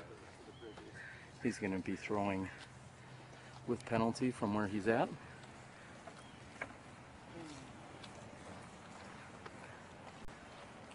First to approach will be AJ Risley.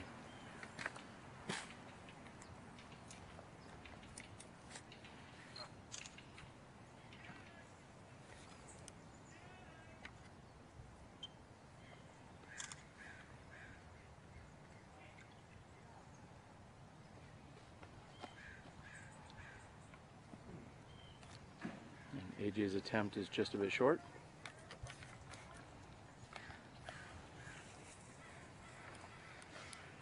Again, the center line divides that lower ditch or culvert area and Steve Rico had gone past that center line by a mere 3 or 4 feet.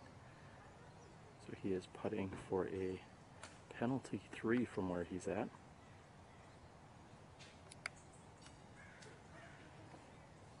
And unfortunately he's going to be settling for a bogey 4 here.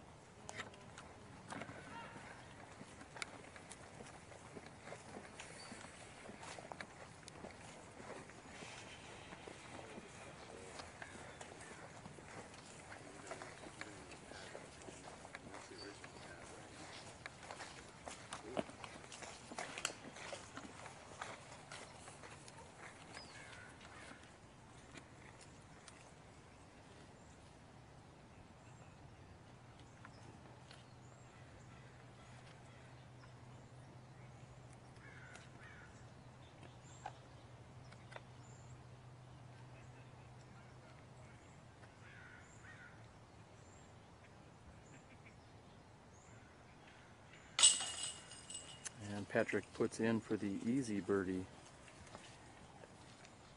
here on hole number 8.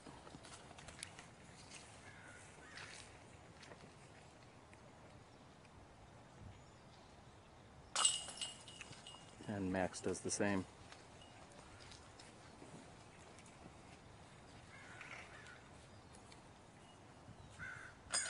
AJ in for his par 3. And Steve Rico will be tapping in for a bogey 4. We have birdies by Max and Patrick, par by AJ, and bogey 4 by Steve Rico. We're going to move over, take a look at hole number 9. Hello, Patrick Brown here at Kit Carson Park in San Diego. This is hole 9. It's a par 4, plays about 420. You've got a nice little layup position right here by the short pin that you're seeing, and then play across, or if you have the arm and the accuracy, throw to the island and take your run from there.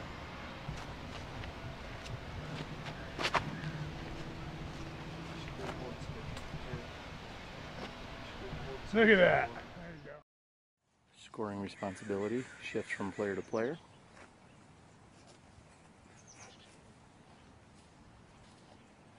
We'd also like to take this time to thank our live leaderboard sponsor in Mike and Michelle Cousins at Sandy Point Resort. Hope you're following along to all the action. We've got Patrick Brown here on hole number 9.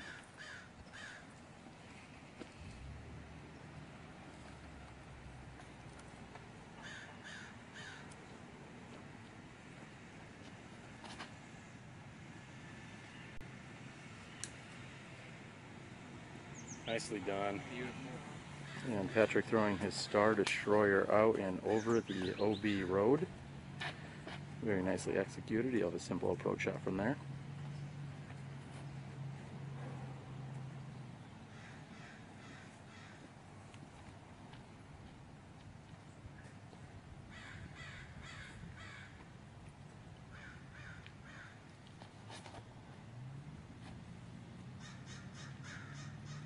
And Max playing a little bit more conservative, throwing and laying up. And as you can see, there's actually a basket here. This is a normal hole. However, they're playing the extended layout, so that hole is not in play. Max is just short of that. To be AJ Risley on the tee.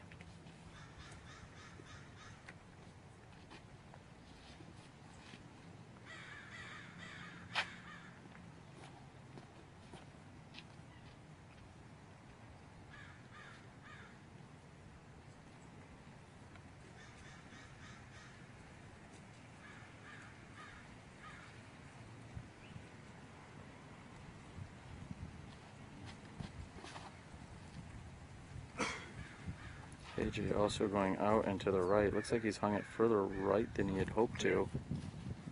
However, it seems as if his shot is in bounds.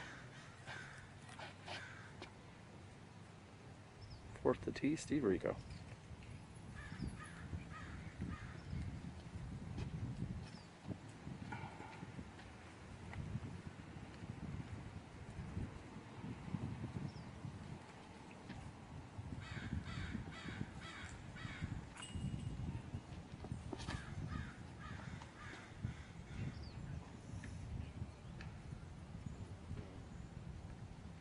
Nice. Yeah.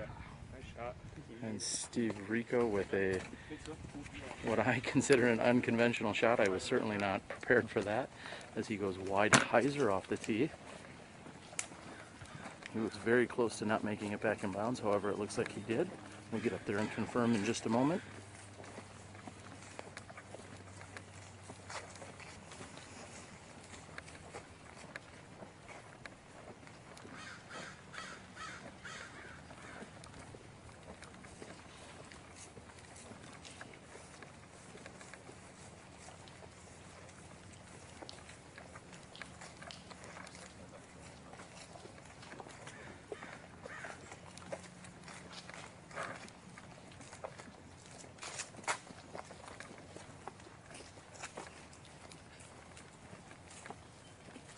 Unfortunately for Max, this is one time he's even not excited about parking a basket, as this is the regular hole and they were playing the extended layout.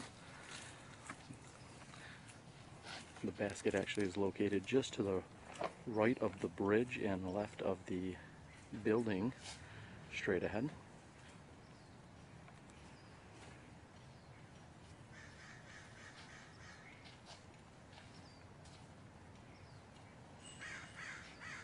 Max is going to have a left-handed hyzer shot.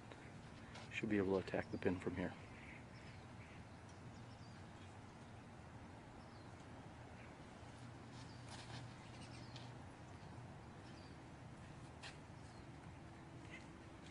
And he's done so nicely, just a bit short of what he was hoping for. However, that should work. That'll leave him with a putt.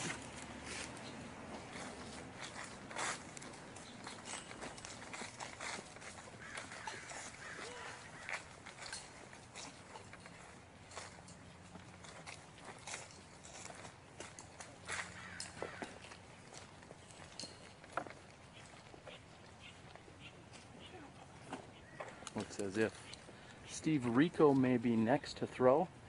He did make it back in bounds. Got a little skip and a roll off the road, and he's found himself at least 4 feet in from the OB road. He's left with 125 to 130 feet to the pin.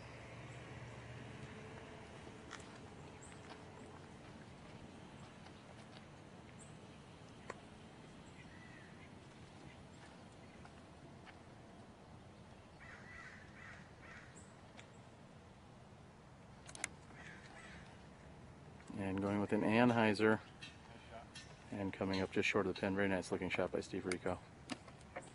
Thank you. AJ will have a similar distance, however he's going to have a slightly different angle at this.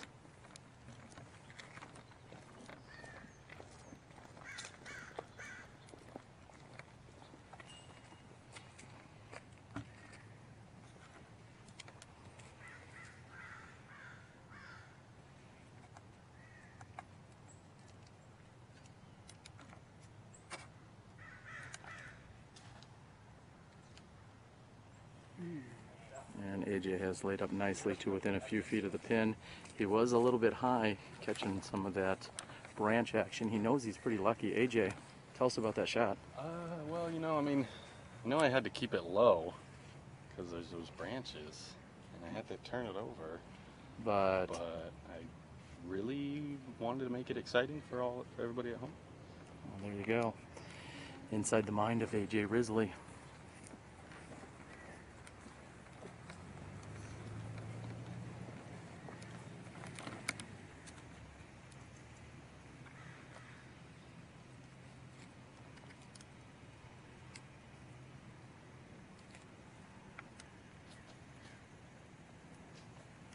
Due to the angle of the green, Patrick has to be somewhat conservative here, as a aggressive shot would carry far and left and possibly could carry him OB or leave him with a precarious putt.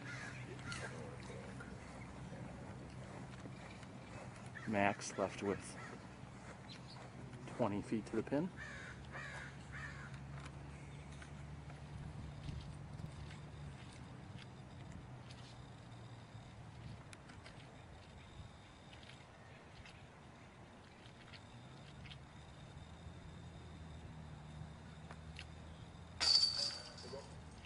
No problems for Max.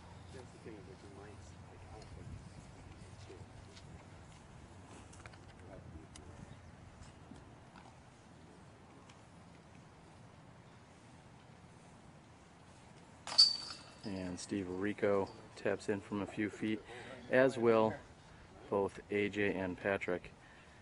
We're going to have a brief walk across the bridge. You're watching the 2014 San Diego Open. Live coverage brought to you this weekend here by Legacy Disc and so many other broadcast supporters and sponsors. I'm Terry Miller, the Disc Golf Guy. We'll be back with you in a few moments.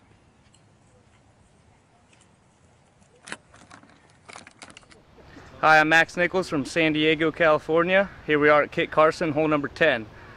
It's about 310 feet. There's a tight OB on the left and pretty generous OB on the right. It goes halfway up the creek. Basically, you want to play a skip, and there's also OB behind the basket, so if you go too long, you'll be putting for 3, probably looking at a bogey. And it's also elevated, so you got to get pretty close, and it gets pretty windy on that green, so get your drive close and you'll get your birdie.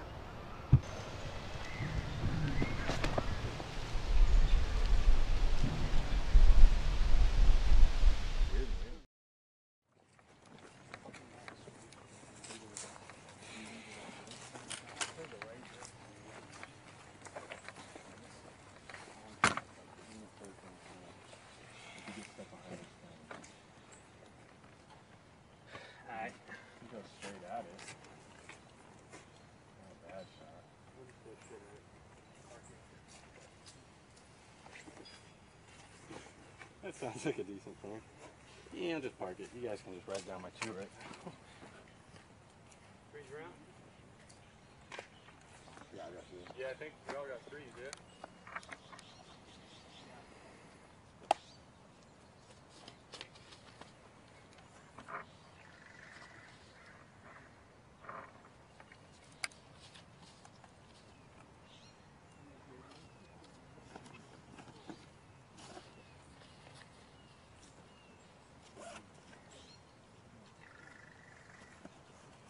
Predator. I'm Steve Rico, and you're watching live disc golf on SmashBoxxTV. I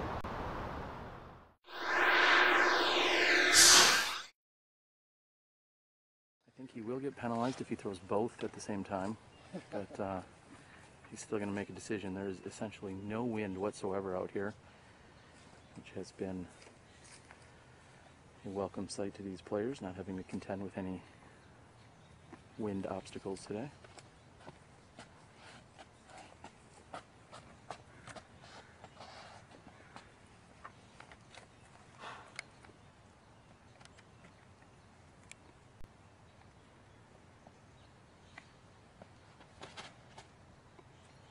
Patrick going with the PD. Looks like he gets caught up slightly on the right hand side.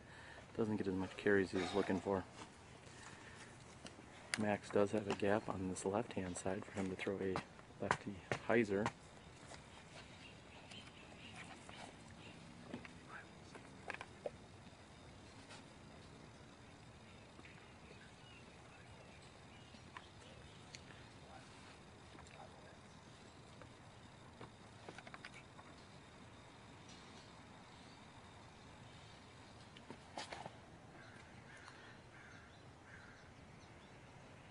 Nice shot. Max throwing a beautiful shot up that left hand side. AJ contemplating between his ghost and his rival here. I've promised him that I will keep all suggestions of my own to myself.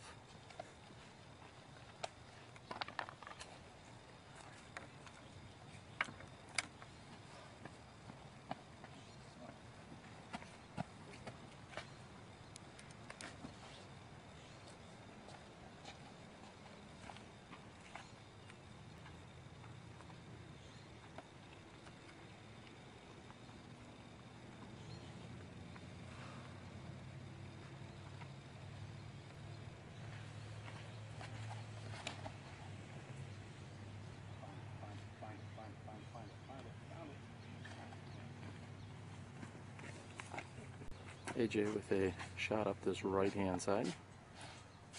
towards the tee. Steve, there you go. So you have a pro move here by Steve. His tee pad seems to be a little bit slick. So he's going to make sure he sets down, of course, a Legacy towel for the best grip here on the tees.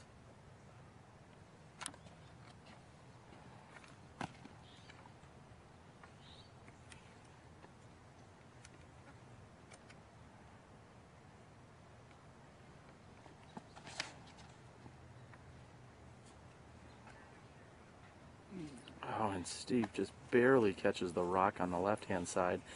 Very nice looking shot. If he would have just gotten past that rock, he would have been underneath the pin. He's going to still leave himself a putt for birdie 2. We are so glad you are here and tuned in to the San Diego Open PDGA A-Tier event. We are honored to be broadcasting live disc golf to you this entire weekend. 18 holes this morning at Kit Carson. This afternoon you will find us at Bringle Terrace. Tomorrow we will be back here at Kit Carson for an 18-hole round in the morning, I should say mid-afternoon, which is a staggered tee time start. And shortly following that we will move into our final 9 for the top 4 open men. We've got Johnny V back at the controls in Milwaukee, Wisconsin. And again, I'm your host, Terry Miller, the Disc Golf Guy. Our skeleton crew bringing you as much live disc golf as we can, not just this weekend, but the entire year. We're so glad that you could with your friends. Let everyone know disc golf is available right here on SmashBoxxTV.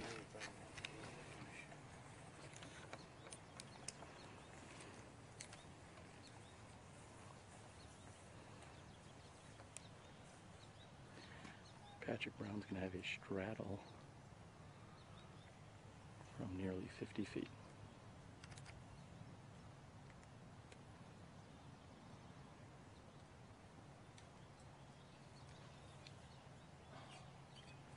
And just a bit too much turn on that initial release. Steve Rico is going to be a similar distance and going to have a different tree to contend with.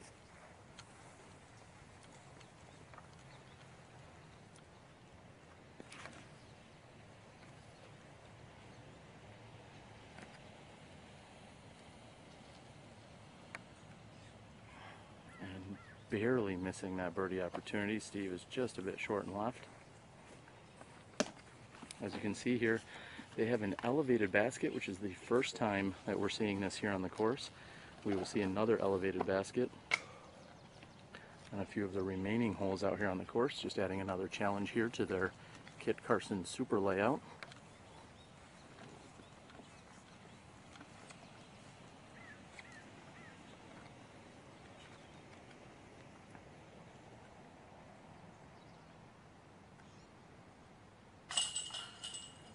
And the lefty hyzer works for Max Nichols as he puts in for birdie 2. AJ Risley left with less than 10 feet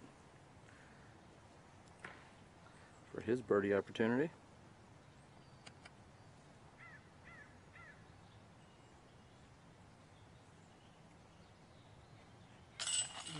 And AJ wanted to give it away, however the right side chain catches. Wake-up call. With a little shimmy and shake, somehow AJ gets that one to drop.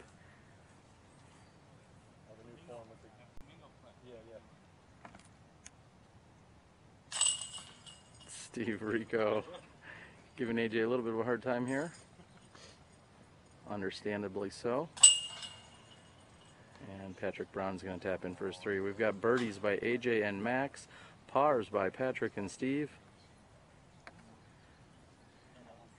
You're watching the 2014 San Diego Open.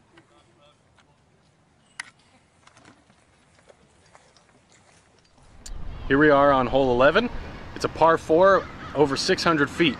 And there's 2 ways you can attack this hole. There's a right gap that you can throw and kind of try to skip over the hill, or you can try and throw a tight shot on the left side. The basket's going to be up and over that hill behind me, about a good 200 feet past the hill. It's an elevated basket, which also brings in a little bit more danger. There's an OB line on the left side, road behind the basket. Look for some really cool drives on this hole, and a 3 is a very good score. That's a good throw. Money. Yeah, I think you'd like that. All day right there. Yeah, I like that better because I've been behind. I hit that brick.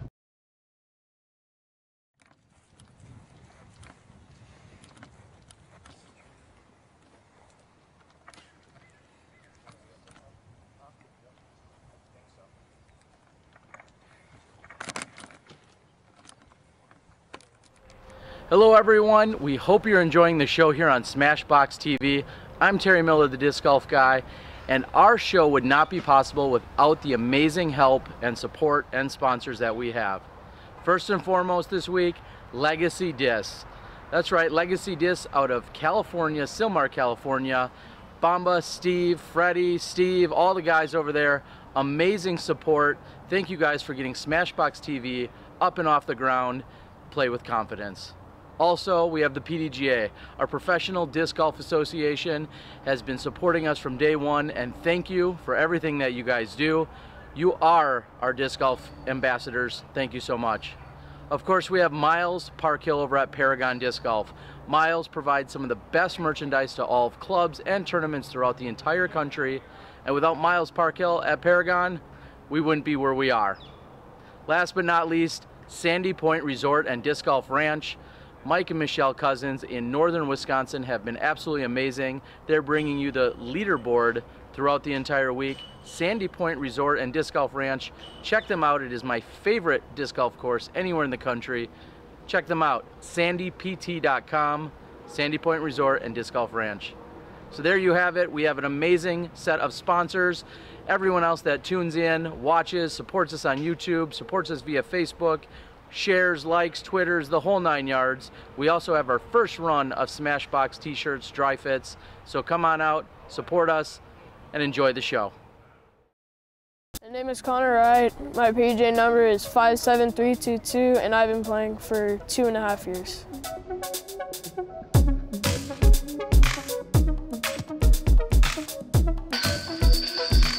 My favorite thing about disc golf is all the people that are associated with it, and also just like the flight of the disc.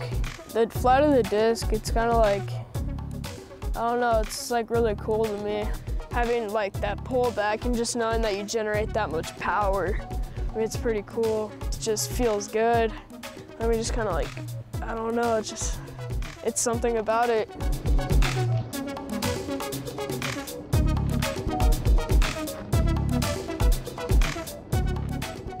Well, my favorite disc is a Pinnacle Rival. I've had it for like probably 6 months now, and it's like the perfect beat-in. It's like my most reliable disc. I use it probably 40% off all the tee pads. I mean, this thing is like my go-to. Like, I don't know what I would do if I lost it. It's one thing I finally figured out with my putting. Finding a routine is like one of the biggest things for me.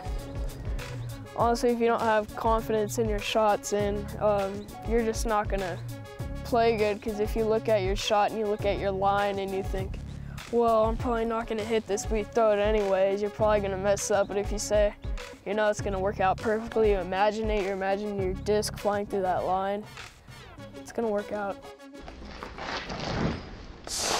Play with confidence.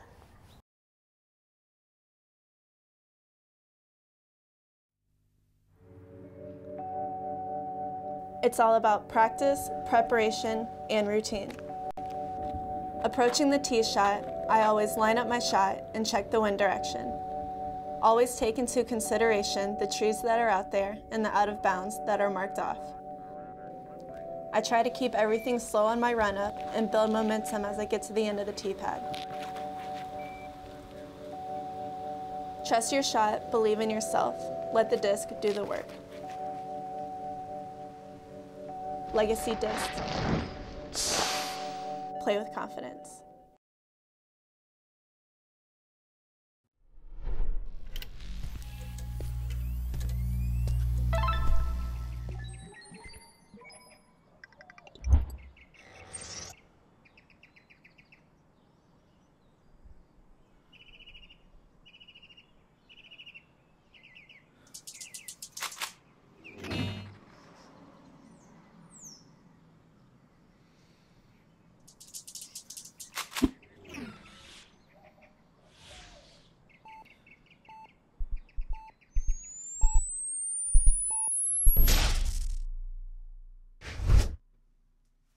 Andrew Gibson, you should have featured me on SmashBoxxTV.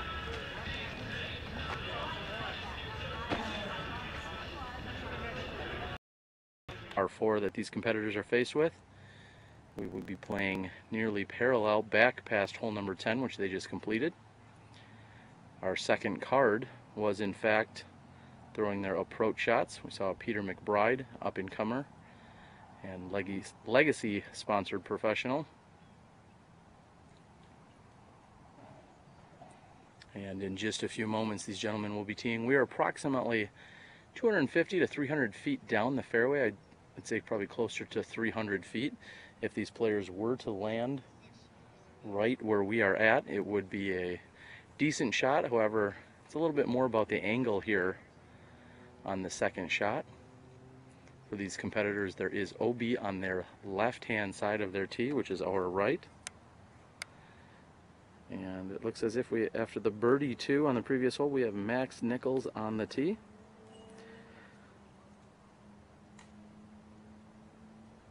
And Max is coming straight for us. That's going to be a very nice shot.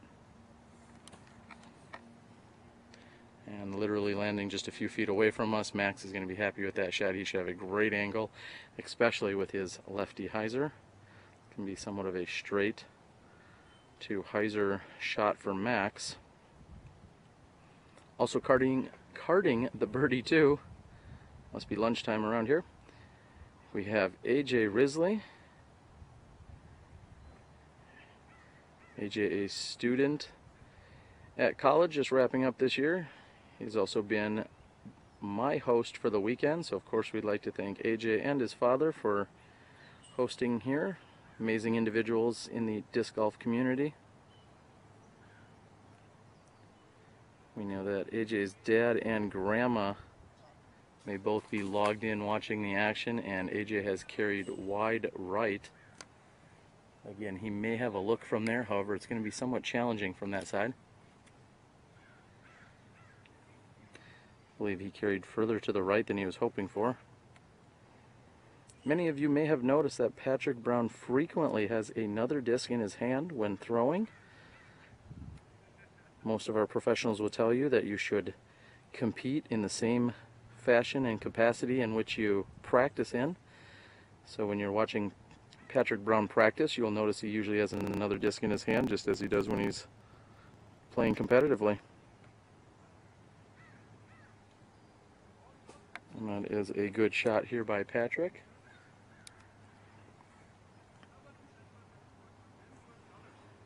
We would like to at least double, if not triple, our viewership. Please go out and share and like.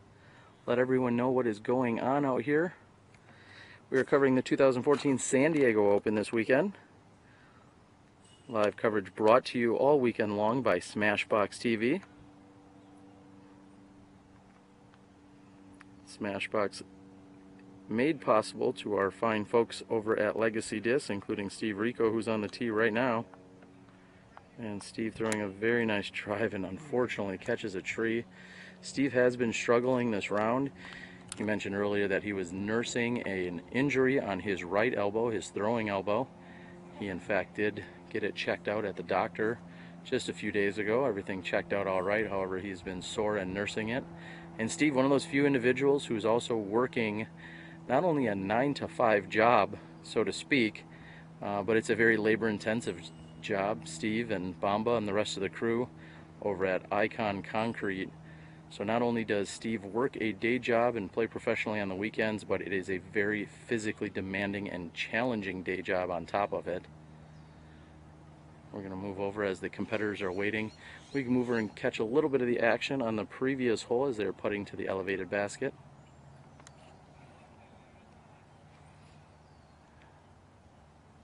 Last night our competitors were treated to a very nice player party over at one of the main sponsors of the event. I believe that is Belching Beaver Brewery, which is really a mouthful to say. Challenge all of you at home to practice that one. Treated to sushi and other fine cuisine, along with some very delicious craft brews, or at least so I was told. They were very delicious. believe we see Richard Thompson on a previous hole. We're going to have to get out of Steve Rico's line of fire here.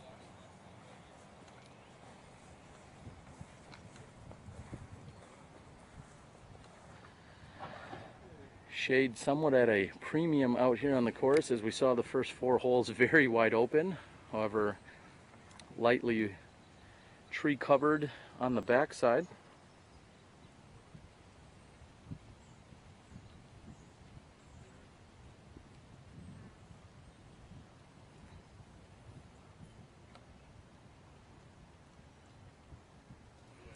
And Steve Rico with a little more to go than he was really hoping for. Again, getting a clean drive on this hole is crucial. If the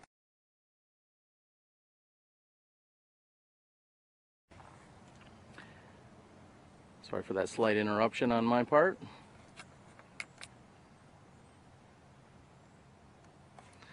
As we said, Steve trying to line up, he actually has to throw over a ridge-like area, slight mound so to speak.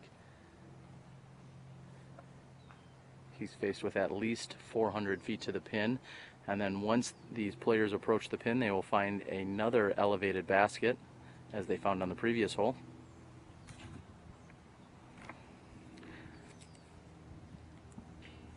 Again, thank you everyone for tuning in. Please go out, like, share, tweet, Google, Reddit, Tinder, whatever it is that you do on your favorite social media platform. Please let everyone know this entire weekend we're bringing you live disc golf right here on SmashBoxxTV. We thank everyone for the support. If you have any questions, comments, or concerns, you're welcome to send me a text. Steve going with a roller that is carrying wide and unfortunately is going to go out of bounds across the street. It really just needed to stand up, and that would have had a good chance to get toward the pin. However, it did not stand up enough, and he is carried wide left and out of bounds. As you can see, we are in the picnic area here on the course, or one of the many picnic areas. Yeah.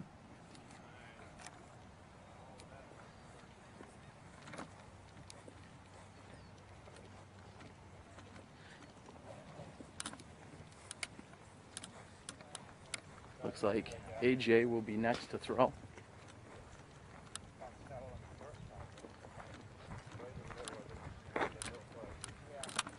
AJ throwing his Icon Rampage off the tee.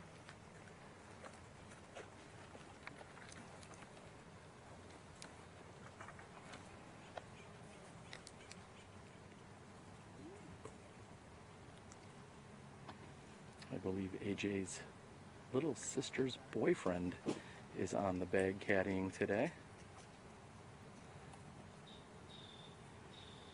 Little hometown love. Well, AJ is finally back from being on tour throughout the entire summer.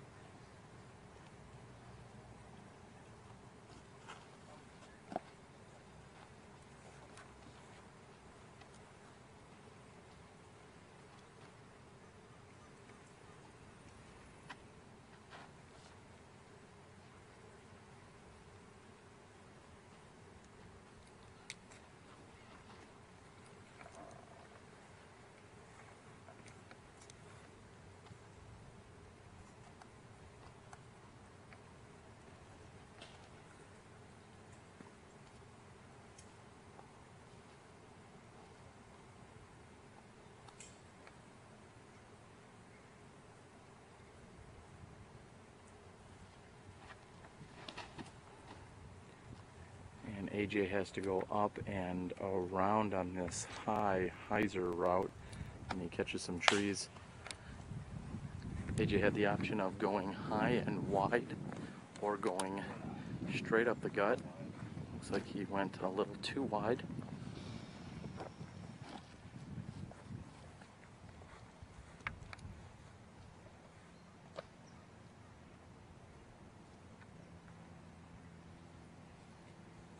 Patrick lining up his options. As I said, placement of this tee is at an absolute premium. We have this small hill in front of the players, which will affect your footing and angle of release. But also there is a mixture of trees here on this right-hand side.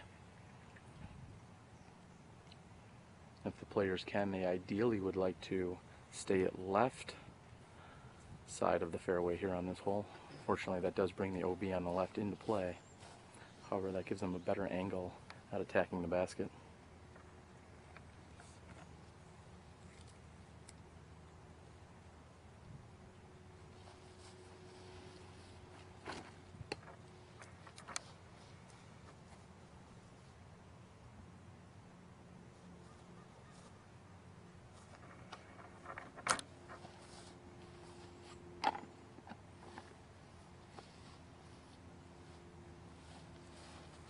Patrick looks to be lining up a forehand shot.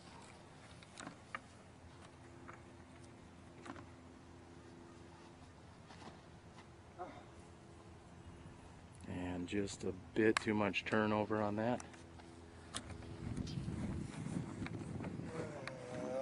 Max has set himself up in good position. He's also going to have the left to right angle here.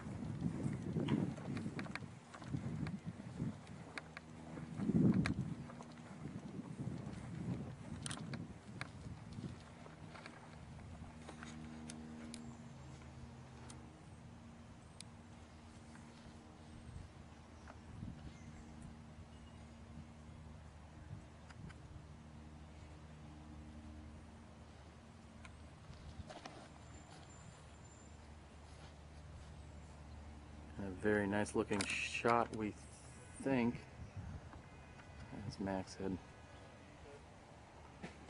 stepped in front of us. Maybe a little too much power by Max.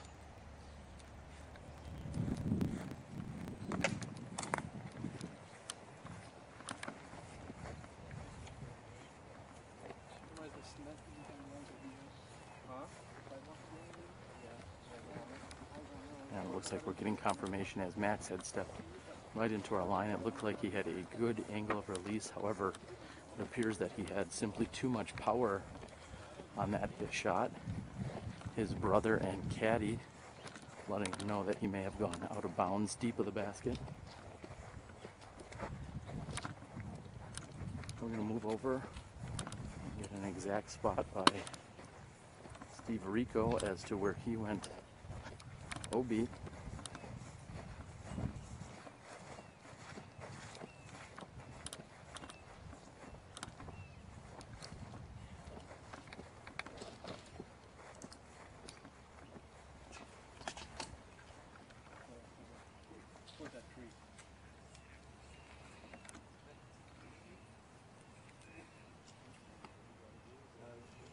In the meantime, AJ Risley has approached to the pin.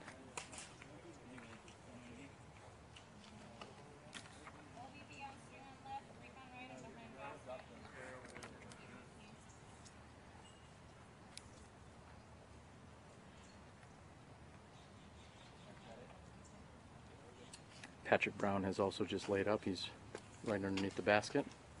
I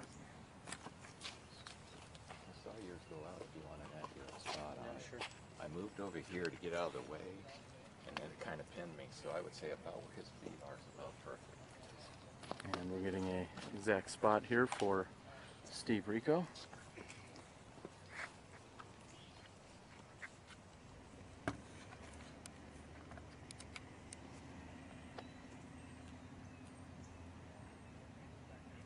And Steve Rico is next to the elevated basket. With penalty, he will be lying 4.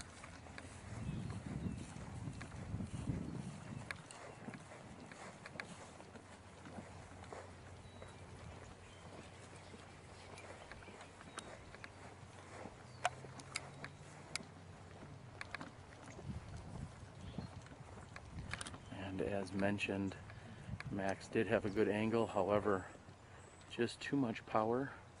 He has carried past the OB line, which is the sidewalk here, deep of the basket.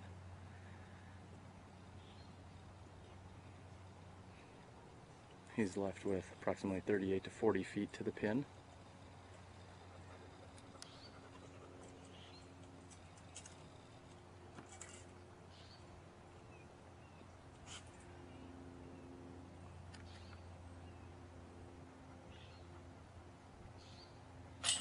Nice putt.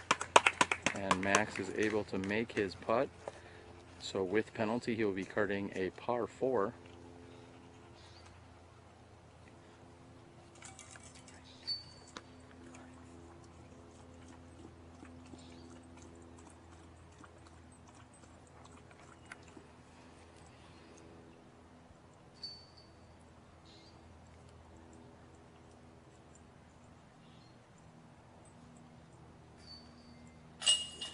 And AJ puts in for his par 4.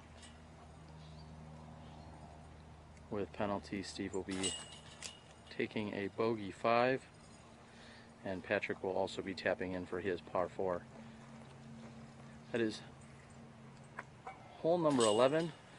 We're going to move over and take a look at beautiful hole number 12. Here we are at Kit Carson, hole 12. This plays as a par 4. Great low line or good roller, depends on which hand you're throwing. You're going to cross the creek, which has a little OB pond in the middle.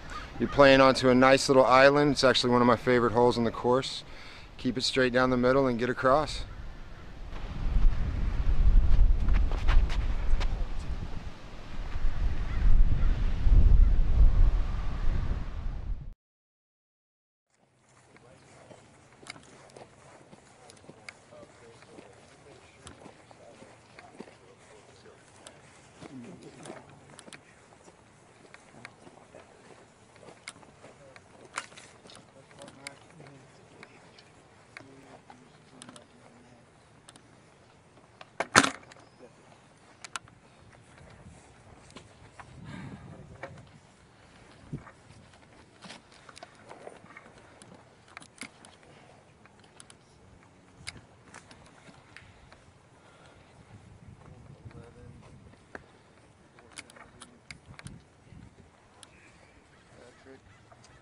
Four. AJ. 4, Steve. 5.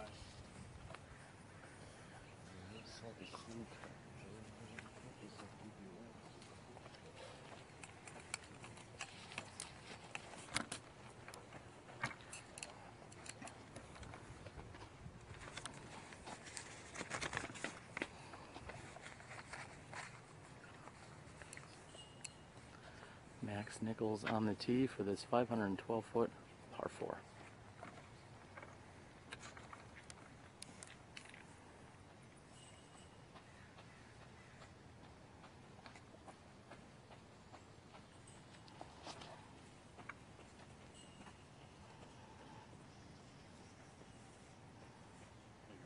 And Max getting a skip further toward the right-hand side of the fairway. That should play nicely for him. AJ second on the tee.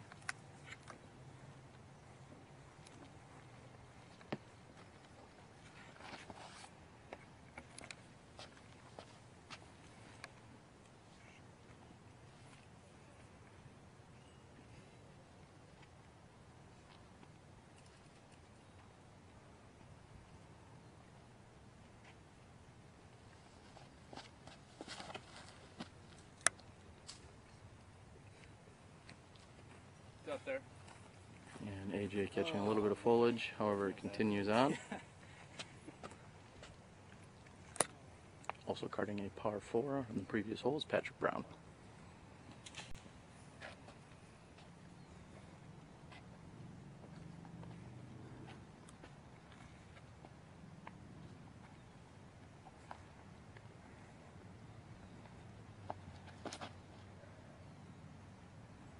Patrick going with a very low shot, skipping perfectly straight.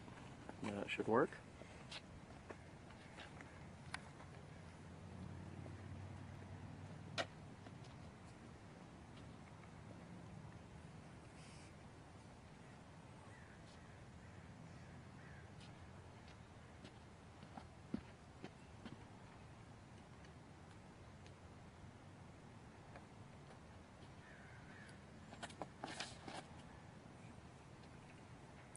Steve Rico going with a high turnover shot. Assuming it penetrates through, he should be able to get up and down from there. There you have it. That is a beautiful tee shot here on hole number 12. I'm Terry Miller, the Disc Golf Guy. You're watching the 2014 San Diego Open. We'll be back with you in just a few moments. I'm the Disc Golf Guy, and this is my SmashBoxxTV update. Ledgestone Insurance Open, the 12th through the 14th. We're bringing you live coverage that entire weekend, and just developed now, we're also bringing you an exhibition matchup with some of the best players that will be attending that event. When? Thursday night, 4:30 at Westwood Park, which is a new course that we're going to see for the National Tour version of this tournament next year. So, let's bring in a few of the best players, namely Devin Owens, who's won this tournament in the past. Also, we're going to bring in Nico LaCastro, who's won this tournament in the past. And you may have seen that guy finish in the top 4 at Worlds, Paul Ulibarri. So there you have it, 3 of the best players in the world. They're going to be teamed up with 3 of our local professionals to the Peoria area, and we're going to put on an exhibition for you. So tune in on Thursday, September 11th at 4:30 p.m. to watch the exhibition, and then Friday, Saturday, and Sunday, we're going to bring you the Ledgestone Insurance Open. Again, I'm Terry Miller, the Disc Golf Guy, and we're excited for next weekend when you step inside the Smash Box.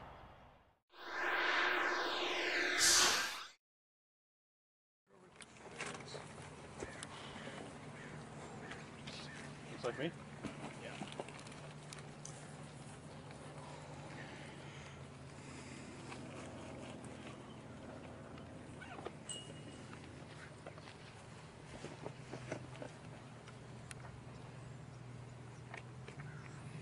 There is OB short of this green. It acts as almost a pond between here and the pin.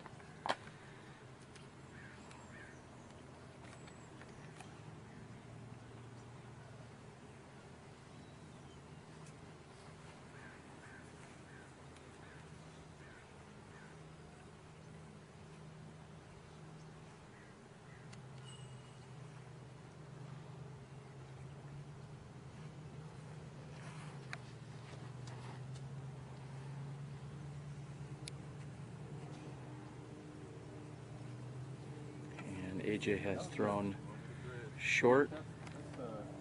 He may or may not in fact be out of bounds. I'm guessing that he is, although it's tough to determine from this angle.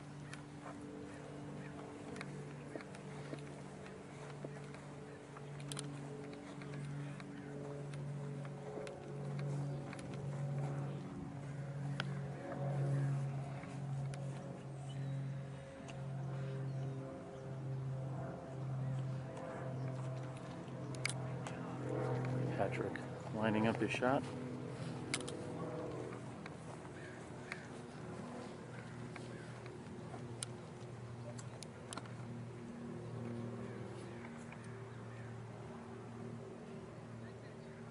And he goes with a forehand, which nearly hits the bottom of the pin. Very nice shot by Patrick.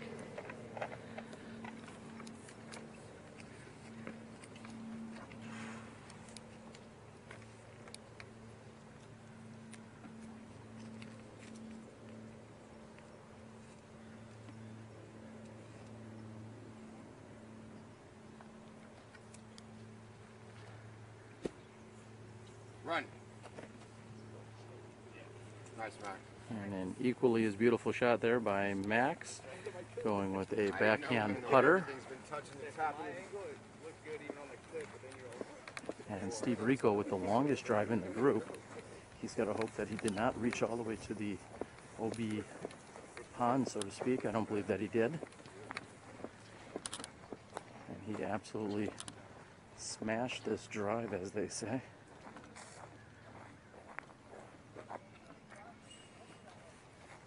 You can see the flags which denote the OB, let's say artificial OB pond. If a player were to land inside those.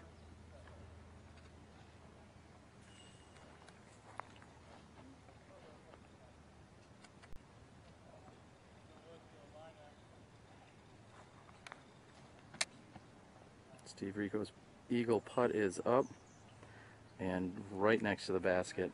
It's going to be sitting there for an easy birdie 3.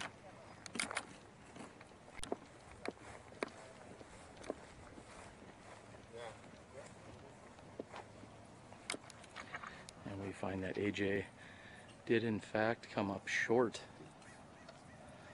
of the safe area on the long side of this pond, so he will take up to 1 meter relief.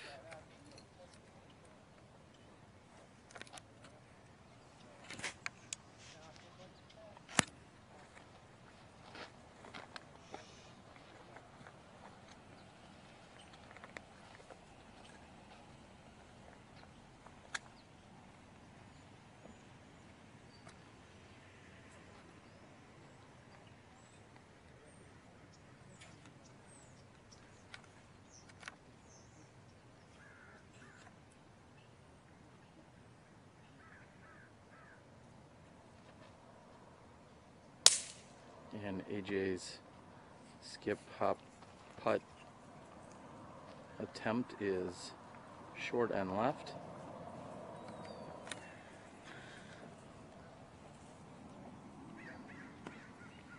Again, thank you for tuning in. This is your first round coverage here at Kit Carson Disc Golf Course and Park in San Diego, California.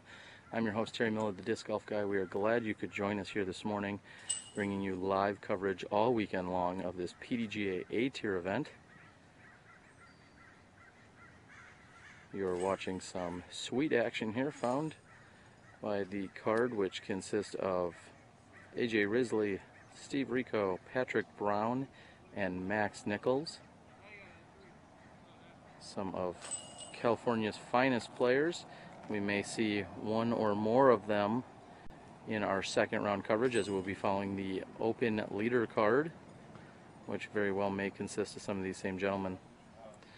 So there you have it. We are at the furthest point in the course. They have tapped out, and we are going to start heading back on hole number 13, which measures in at 260 feet. We're going to move on up to the tee, and we'll be back with you in a moment. Right behind us is hole number 13, measures in at about 260 feet. Basically, you want to throw a stable shot on the left. You can either come left to right, a little lefty hyzer, or a righty flick. Or the righties have a nice little hyzer line right up through that little gap there and settle in, skip right into the basket. And that's how you play hole 13.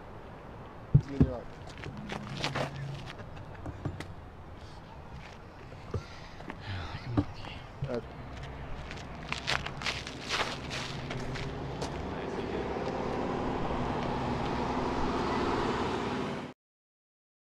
being said, we find 3 birdie 3s and a bogey 5 on hole number 12. As these players will line up to the blind hole number 13 here. They're playing to the short pin position of the two found on this hole.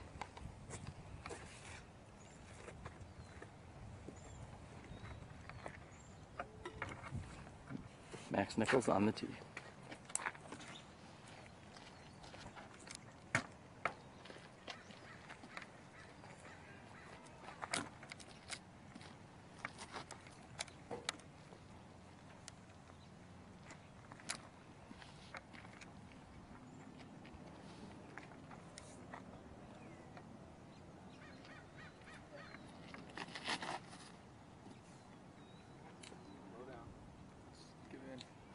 Oh, that's a tickle. Did it go in? No.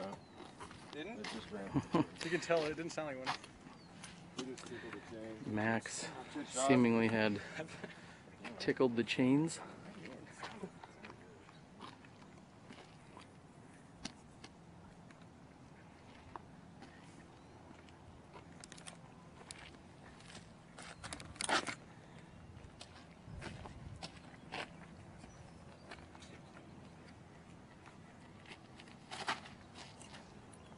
Patrick going straight up, looking for a little bit of simmer, and it looks like he's gotten it.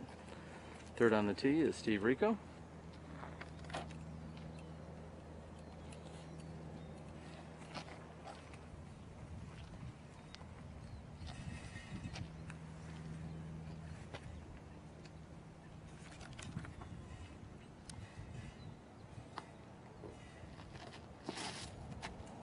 Steve Rico going with a forehand.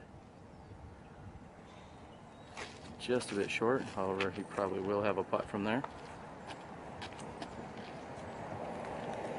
Fourth to tee, AJ Risley.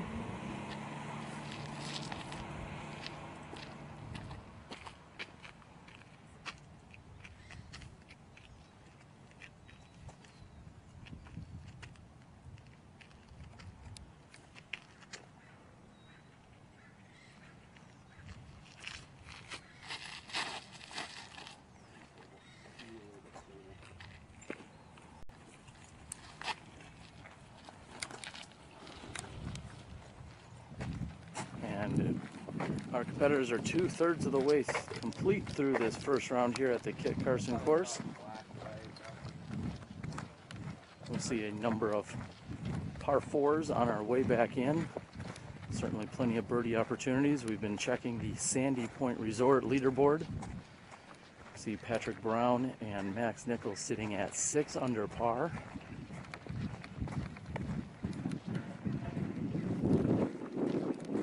I'd like to wish everyone out playing in the National Tour event on the opposite side of the country. We know many of the top competitors in the world are playing over in Rochester, New York at one of the longest running tournaments in PDGA history. We wish all of our competitors over there a safe and fun and hopefully birdie-filled weekend. I believe there is PDGA live scoring taking place. So if you'd like to follow along with the action there, you can do so. Here at Smashbox, we will do our best to bring you some scoring updates as to what's going on over there with their action. We had heard Simon Lizotte had been tearing up that event and was off to a very good start in the first few days. We hope to see more information brought to you out of Rochester, New York. For now, we have AJ Risley, who is on the right-hand side. He did not get past the first initial bushes. He's looking at a slight downhill putt from 40 feet.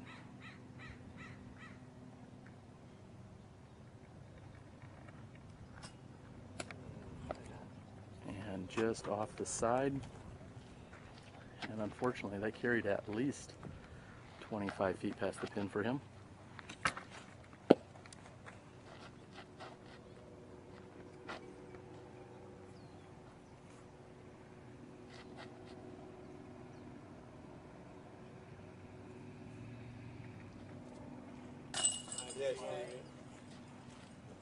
And Steve Rico looking to get on track here. He's off to somewhat of a slow start. I know he's had a few frustrations thus far. However, never too late for a birdie, as we like to say over here at Smashbox. And Steve Rico capitalizes.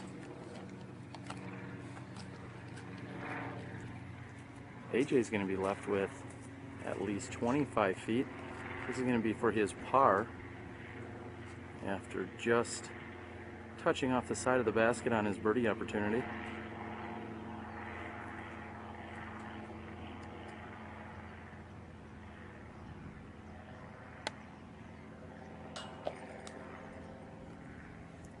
And AJ is short, and unfortunately that 3-putt will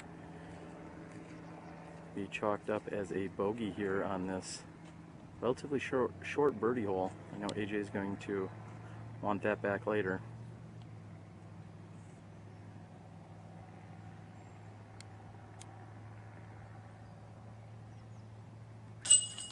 And with ease, Patrick Brown will tap in for his birdie too.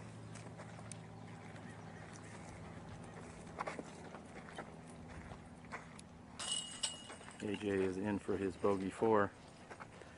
And after likely hitting some of the chains on his drive, Max is going to settle for an easy birdie 2 as well. You have 3 birdies and a bogey here on hole number 13. This is hole number 14. It's about 700 feet. It's a par 4. We're playing downhill, and the basket is across the road, and the road plays as OB. You're going to see a lot of players throw their drives in front of the road and then try to attack the basket. There's a lot of risk reward on that second shot because If you try to skip it off the road, there are some wooden posts and concrete that can block you from getting right up next to the basket. You're going to see a lot of people throw putters and lay up for a nice 4, and you're going to see some hyzer skips and spike hyzers to try and get that birdie 3.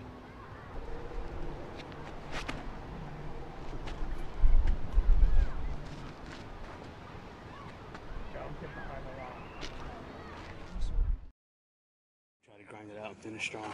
All right. Steve Rico making good on a straddle birdie putt on the previous hole. 13, I took a 2. Patrick 2. 2. AJ 4. Stevie 2. Yep.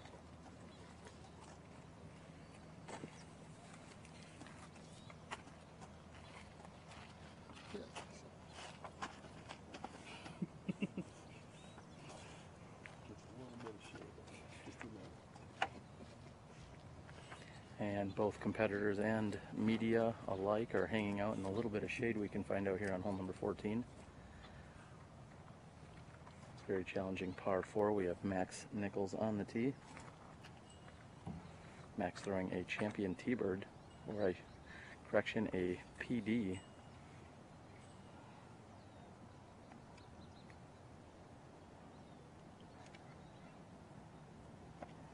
Max looking just to get out into that open, come up a little bit short of that road, and he's going to have a very daunting approach shot from there. Patrick Brown can be a little bit more aggressive as he'll have a better angle being right-handed when attacking this green. All three of the right-handed players have that advantage here on hole number 14.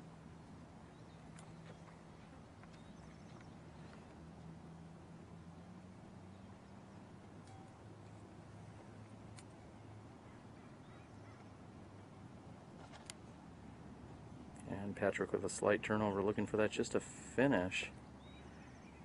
And he's going to be on the high right-hand side. I think he was looking for a little bit more hyzer out of that. This is a very narrow green that they will be approaching to.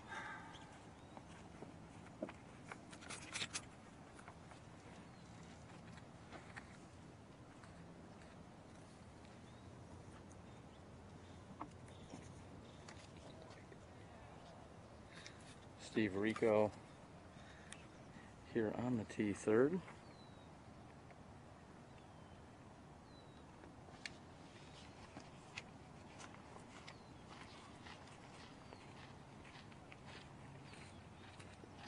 And Steve throwing with the exact amount of power he was looking for. Fourth to tee, AJ Risley.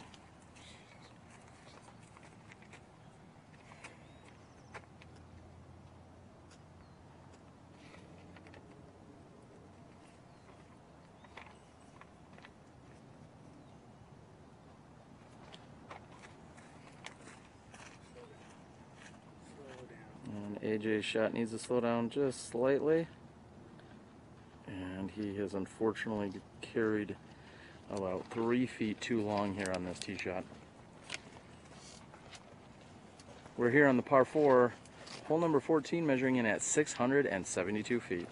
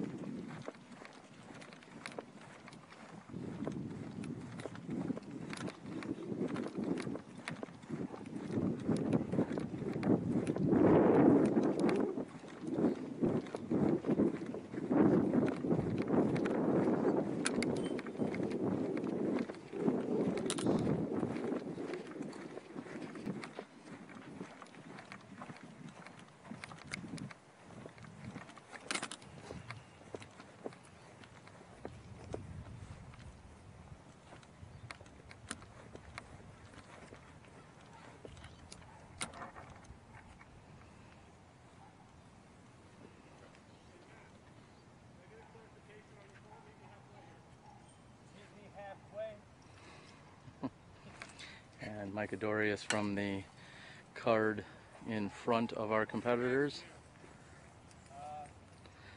Says he's looking for a clarification.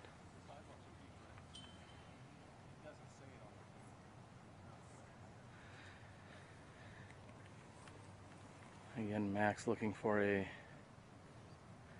confirm Max wearing many hats this week, as I told you earlier. Not only was he helping set up OB string and other rules for the course,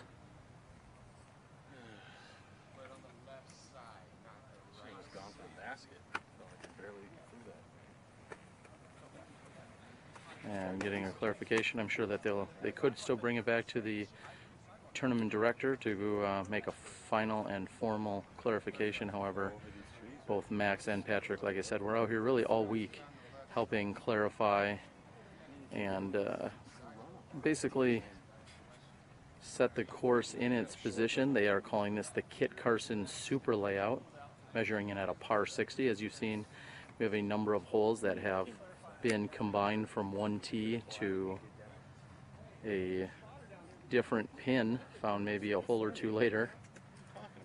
Would you go back, would you skip forward in time, go into the future, see micro, and then... And Patrick is letting people know he's going to need a spotter. I'm guessing he's going to be doing something a little unorthodox, or as he said, he's going to be throwing the wrong way.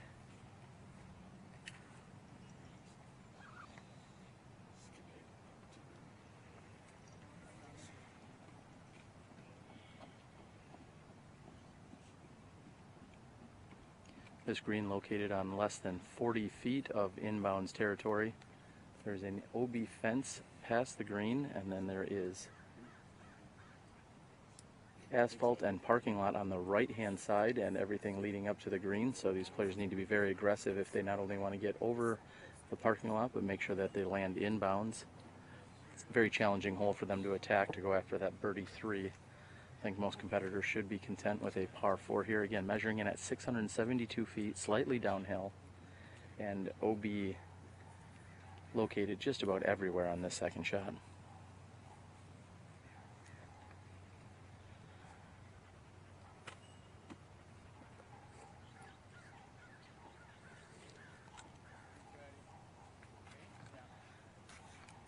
Patrick's going to be first to throw his approach shot.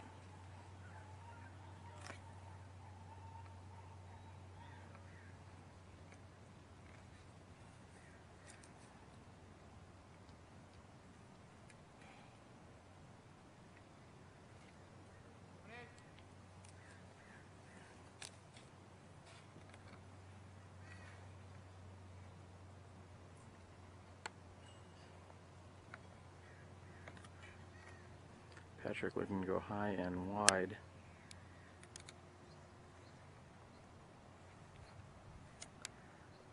And we see it crashing in, and it is on the left hand side, and it appears to be safe. You can see the basket off in a distance.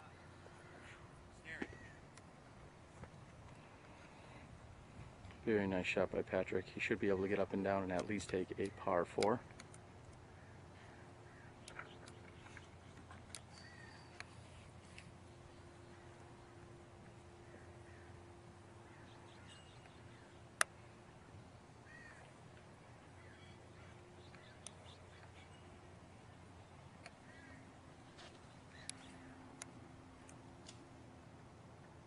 And Max plays it off the fence. I know that was discussed during practice. He has come up short and on the left hand side. However, he is safe, and again should be able to get at least up and down if he's looking to just take a par 4.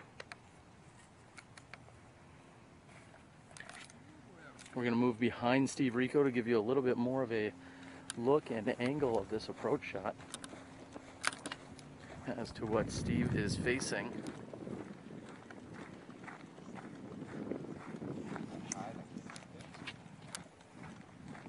There's a slight headwind that we can feel, almost a left to right.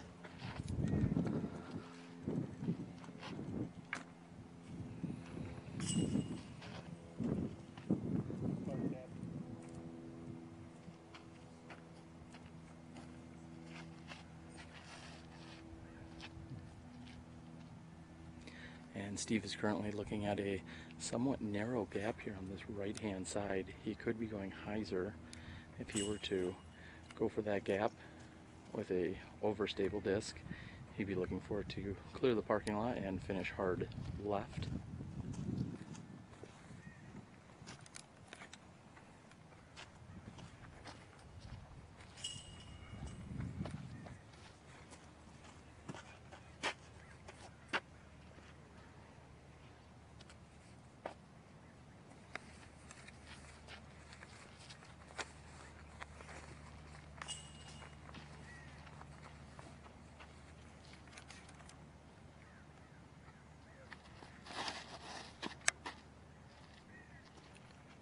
Steve throwing something very stable. Oh, and over, and hooks up at the very end. Very nice shot by Steve Rico. He's going to be on the green looking at a birdie.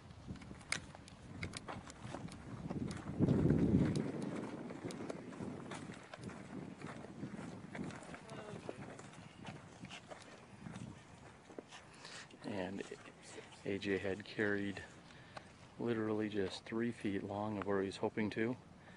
He is otherwise set up in an absolutely perfect position here to be able to attack this green. However, just a little bit too much power, which carried him out of bounds. It's going to mark his 1 meter relief.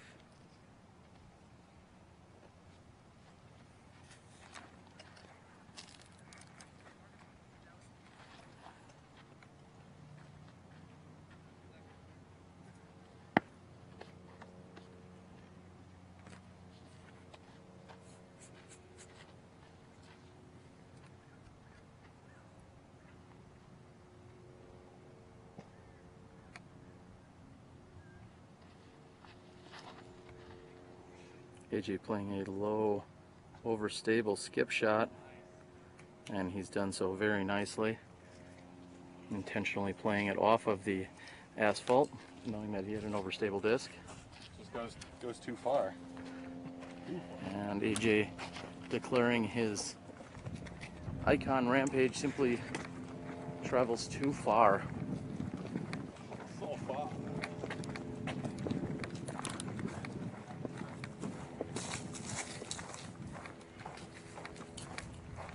Competitors are able to leave their bags back here as they move down toward this protected green. We will be backtracking to the tee of 15, which is also a very long par 4. It is a combined hole that they'll be playing.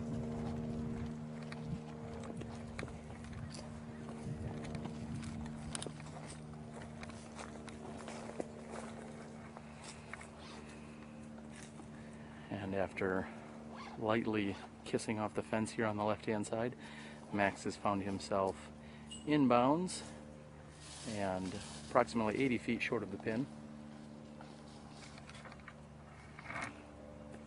He'll be able to give this a somewhat of a aggressive attempt here.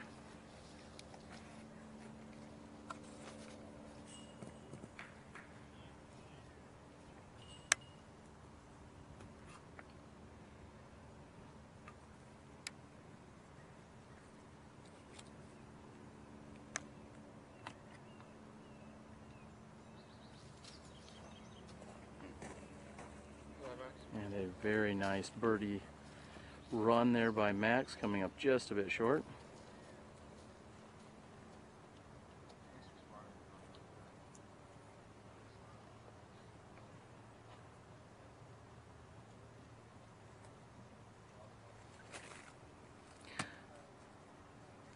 It is a beautiful Saturday afternoon here in sunny San Diego area. I'm your host, Terry Miller, the Disc Golf Guy. You're watching live disc golf here on SmashBoxxTV.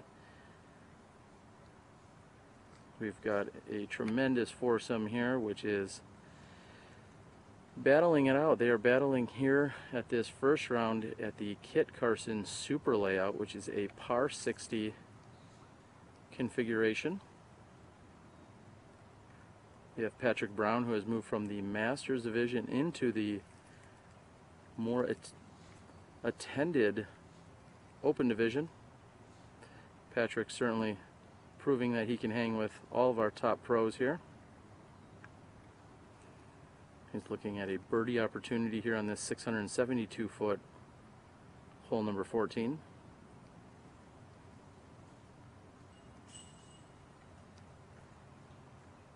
Seems as if he has a slight footing issue, and he definitely has a straddle out to his left.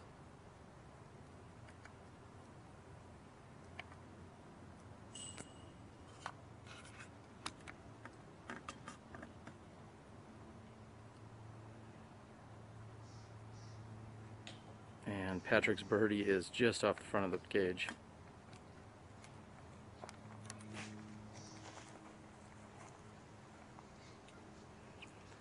AJ finds himself in a very similar position. However, AJ did throw OB on his initial drive here on hole number 14.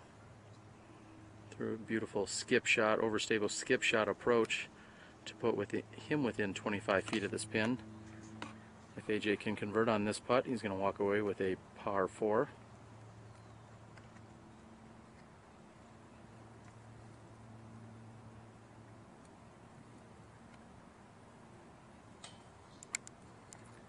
And AJ has slightly misfired, maybe a lapse in concentration. However,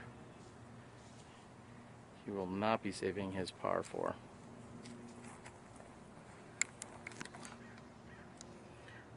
As we said earlier, Steve Rico started out a bit slow. However, he has birdied the previous 2 holes. This is for birdie 3 right here.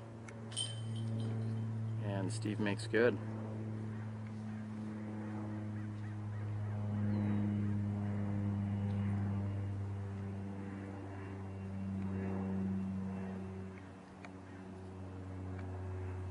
Please feel free to go out, like and share, tweet, Twitface, Facebook, whatever it is that you need to do.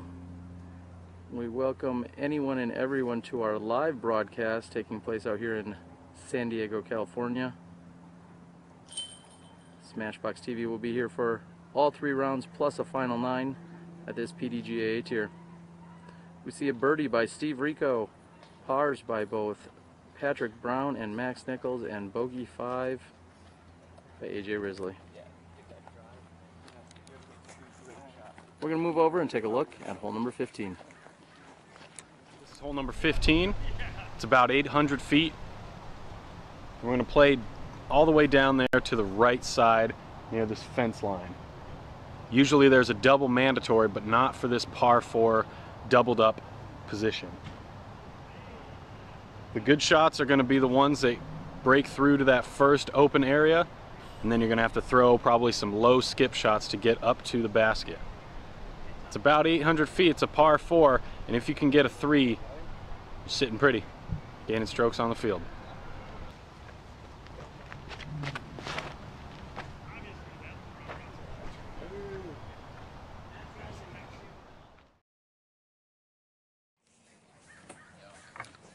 Hole 14, I took a 4. Patrick, 4. AJ, 3. That hurts.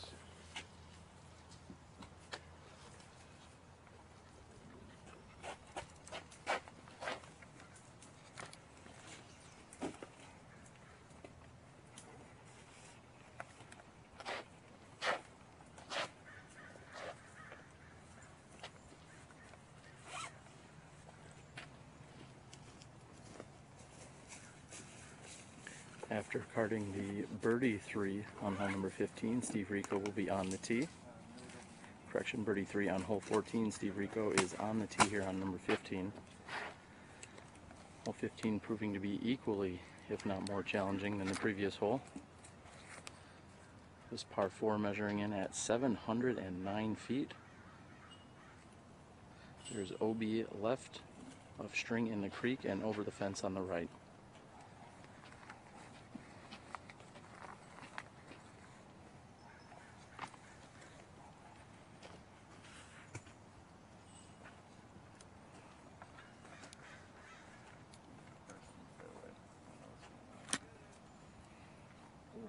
Steve Rico throwing the very popular fairway driver, the Mongoose. If you haven't gotten out and picked up a Mongoose or tried one, you certainly should. Very easy, controllable disc. Looking for a big roll out of Steve Rico.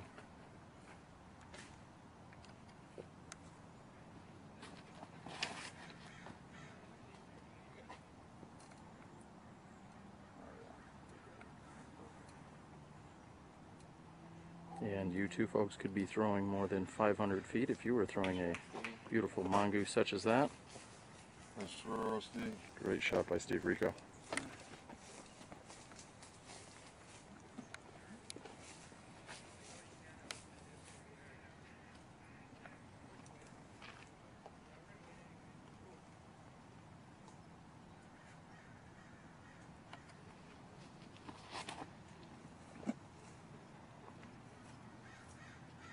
And this hole setting up very nice for a lefty as Max Nichols is able to fire straight up the left-hand side. Third on the tee, Patrick Brown.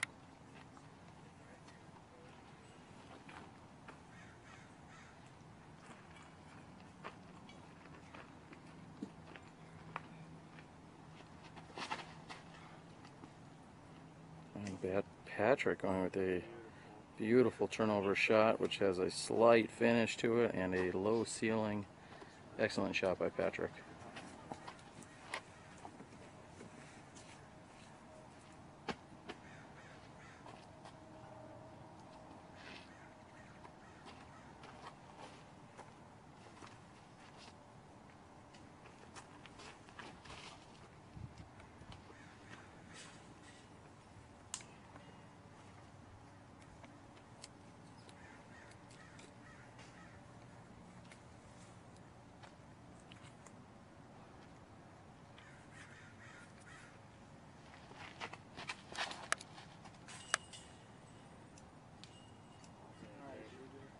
And AJ Risley making sure that he knows, letting Patrick know that he can do that as good.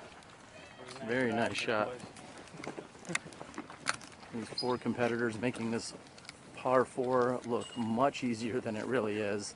All four of them throwing nearly perfect drives. A lefty hyzer, 2 straight low line drives, and a roller by Steve Rico. Again, these guys are making it look very easy out here at this Kit Carson extended layout course. I'm John Pecunia. They call me Johnny Rumble. My PDGA number is 2540. I've been playing disc golf for 36 years. Disc golf has been such an important part of my life. It's brought many hours of happiness, friendships, and lots of competition.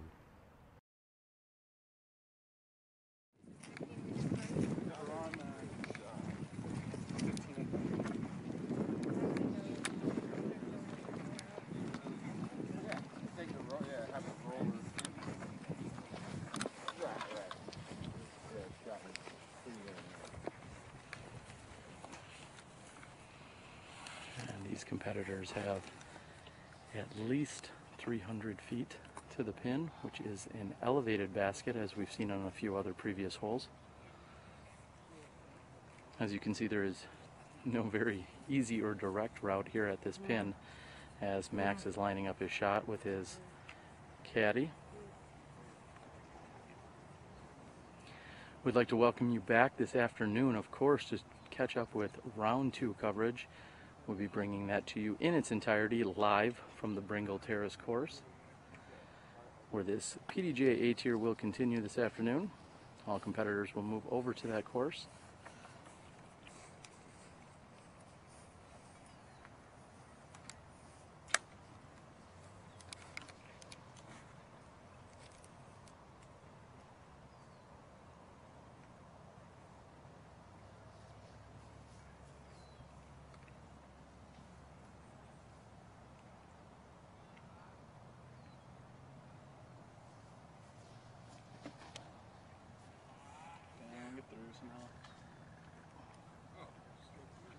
And somehow filtering through some of the trees, Max's shot has carried off to the right hand side, As I said, this is a very challenging shot for all of these competitors. There's a very low ceiling between here and this elevated basket.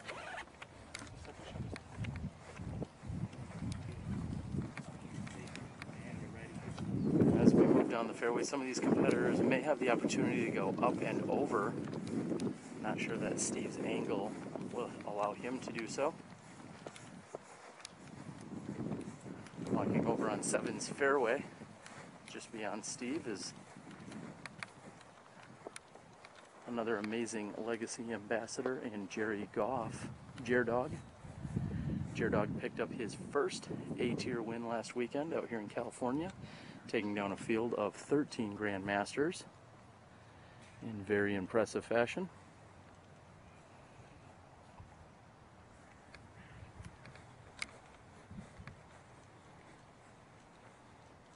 And as Steve Rico runs up to check exactly his angle of approach and what he's going to do, we can move over and take a look at a little bit of the action here on hole number 7. Fortunately, it looks like one or more of the competitors that may have gone out of bounds and they are throwing from the drop zone. We also see legendary Steve Valencia.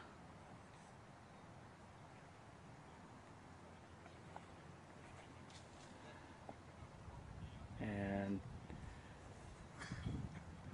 Jerry's shot is just a bit right. It's going to come up a little bit short of the pin.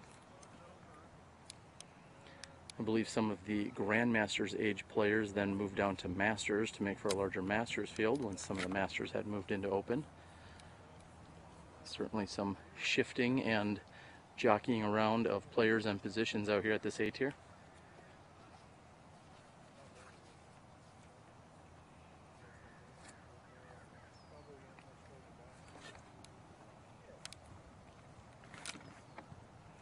Steve setting up for a forehand shot to this basket.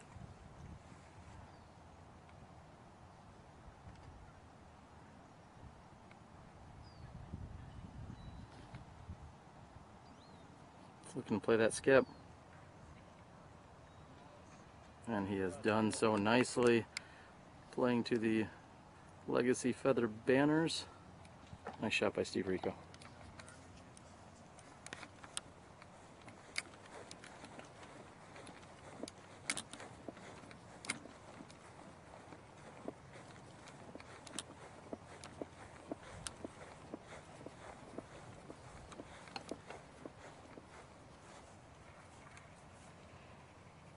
Patrick Brown is determining his angle of release here.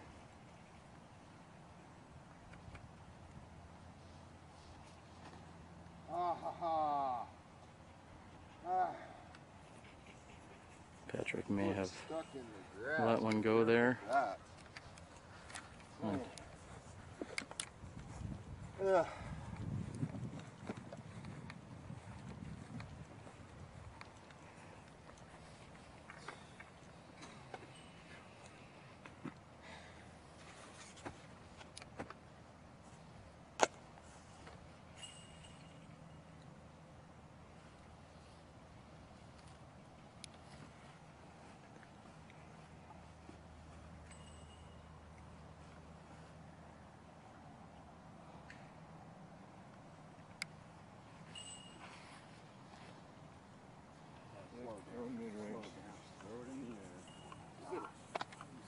And AJ with a little too much power on that right hand side approaching this elevated basket.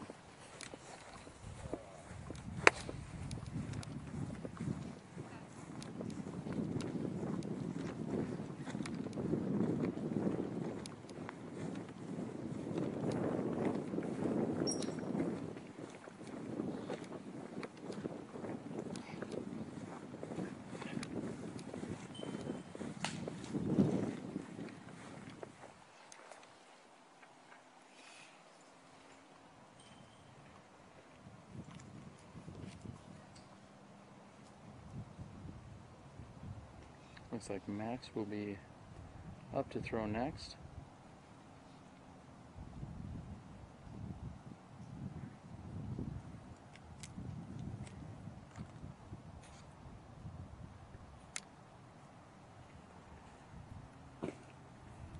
and approaching nicely to this extraordinarily elevated basket.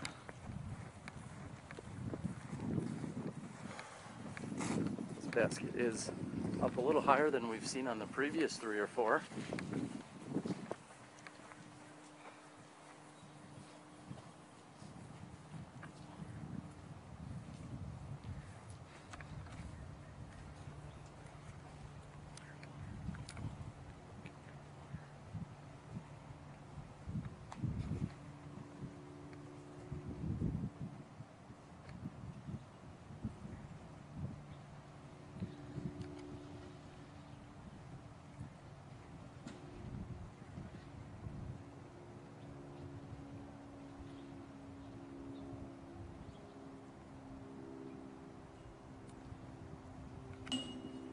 And Patrick was right on point, unfortunately just a bit low. He hits the pole on one of the other elevated baskets that may have been right on point. However, this one is a little bit higher than the others that we've seen.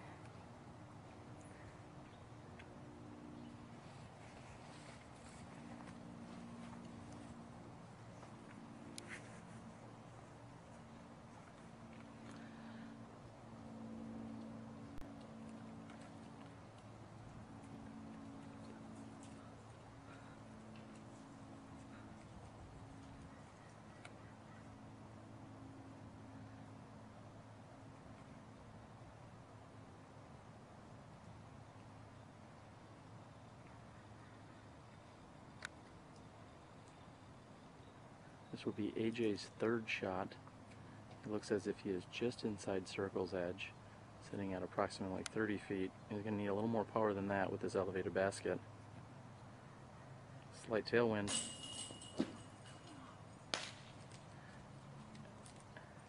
And with a slap on the leg, AJ is frustrated as he knows he let a birdie opportunity slip by him there. Max is left with less than 20 feet to the pin. However, he is at a awkward angle as this is such a sloped approach he's going to have to take. And the extra practice out here yesterday paid off as they were continuing to putt at this basket, and Max makes good on that putt and can just edge it out. Steve Rico will do the same. Steve with a very easy 3. In fact, it looks like it was easier for him to take the 3 than to retrieve the disc. It's not a short joke, Steve. And AJ will be putting for his par 4. So there you have it, to the extremely elevated basket here on hole number 15. I'm Terry Miller, the Disc Golf Guy. You're watching hole 15. This is Kit Carson Super Layout. We'll be back with you in a few moments. Right here, it's a little less than 300 feet. For the righties, it's a pretty straightforward hyzer. Usually there's a little bit of headwind, so we'll have to deal with that a little bit. Maybe a little more overstable disc. Not really any OB unless you really crush it 100 feet past. So this is a good little birdie opportunity to finish your round.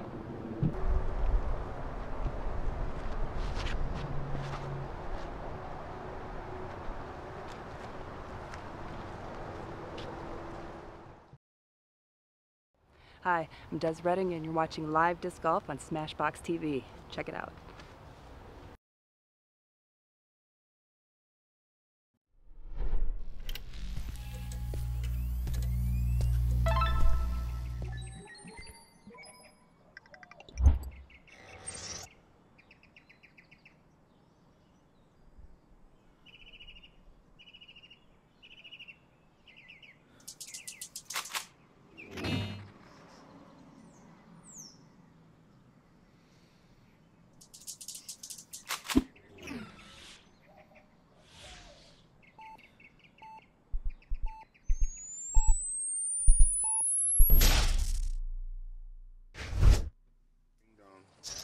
AJ 4, Stevie 3.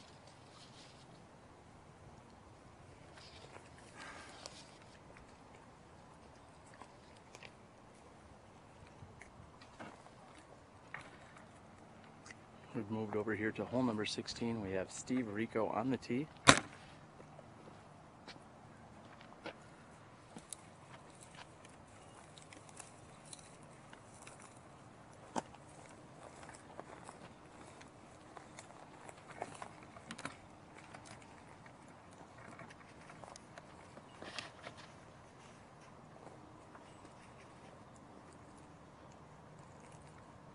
Yep, good shot. And a good shot by Steve Rico. Just a bit short on the right-hand side of that pin. However, he's going to be looking at a very likely birdie 2 opportunity from there.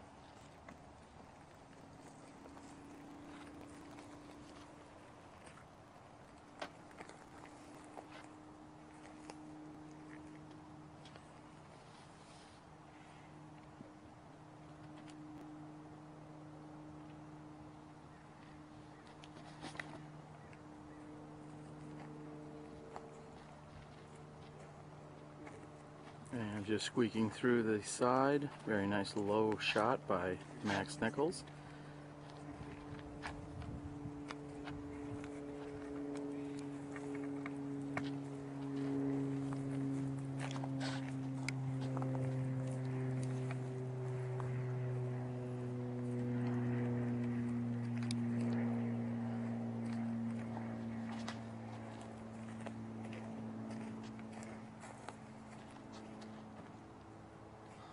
And tough to see the exact finish.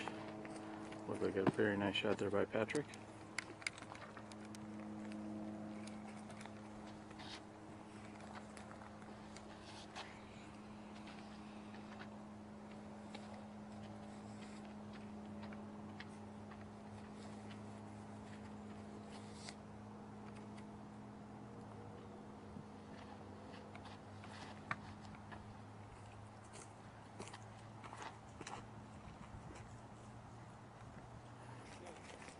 And just again on the right hand side, similar to Steve Rico's shot, AJ's shot comes in and he's going to have a look at a birdie 2.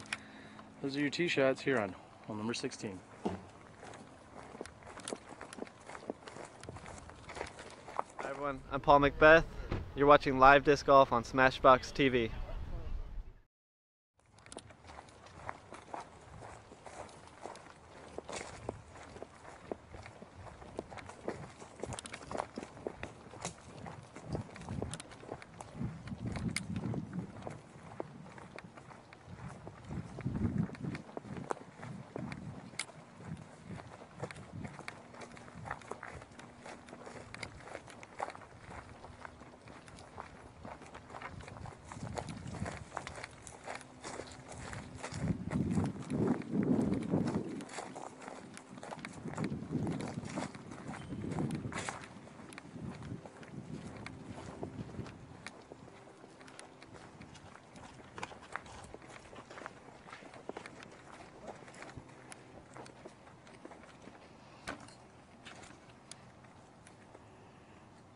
And as you can see, it looks like Max has gone deep of the basket. He has less than 30 feet as a comeback putt. He's going to be shooting back toward the tee area. We have 3 other drives within 15 feet of the pin. Patrick at 15 and the other 2 within a few feet.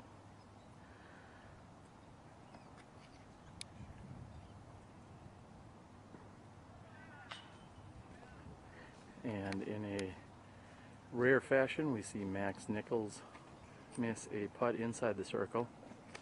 This is going to be Patrick from 15 feet. Shortly after the round, we will catch up with a few of our players before they take their lunch break and move over to the Brengle Terrace course. There you go. Patrick makes good on his birdie opportunity, and both AJ Risley and Steve Rico, being just a few feet away, should have no problems cleaning up for their birdie 2s.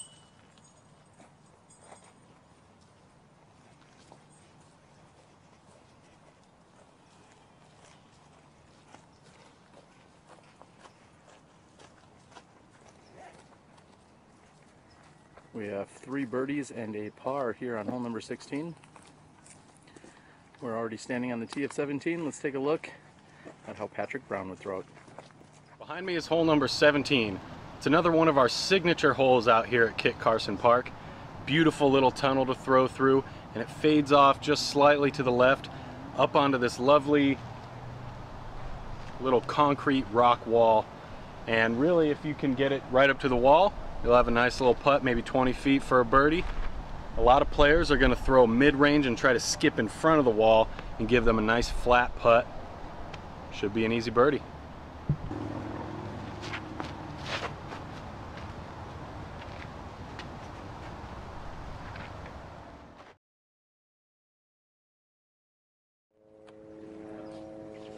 Steve Rico on the tee after cutting the birdie 2.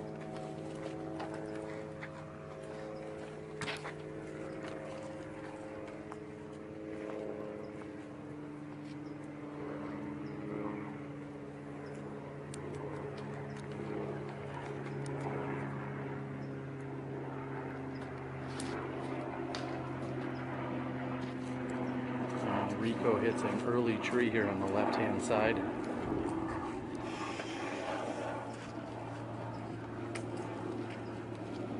This hole finishes from right to left. Players looking should just get to the rock wall found on the left-hand side.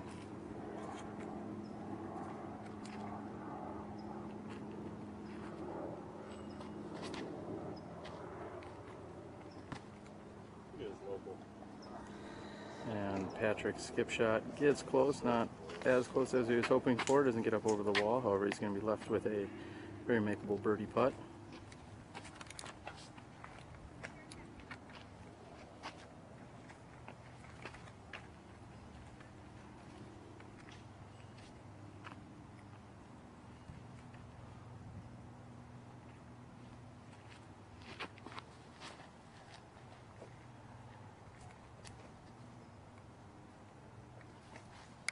AJ also throwing a very nice shot.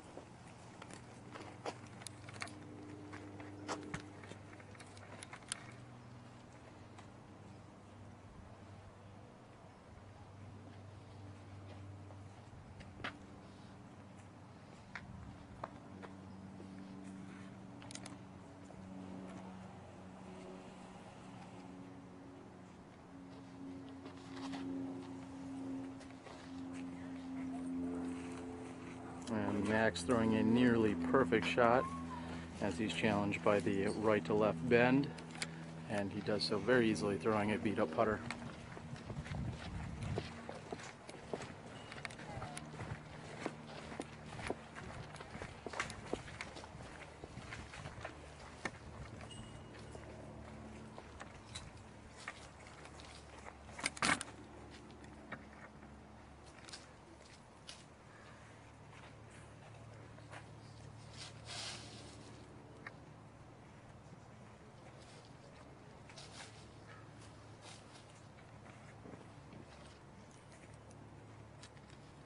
Steve Rico is on the left-hand side.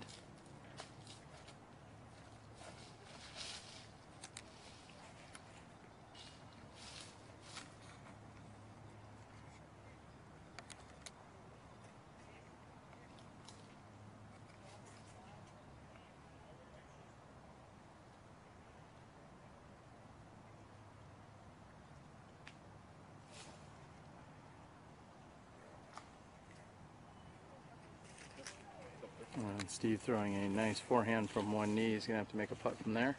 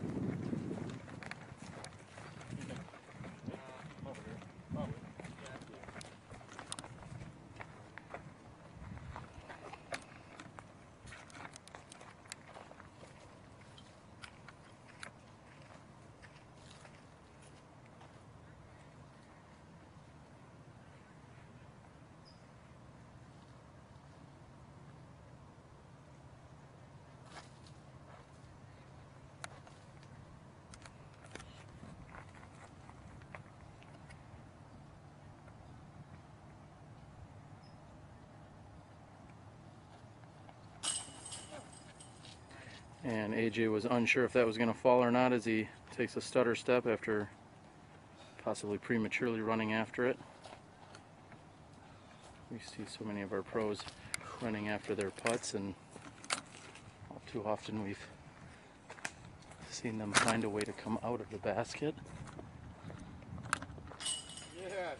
And Steve Rico is running and gunning, getting up and firing before we were in position, however making a very long putt to save his par 3. I'm standing right behind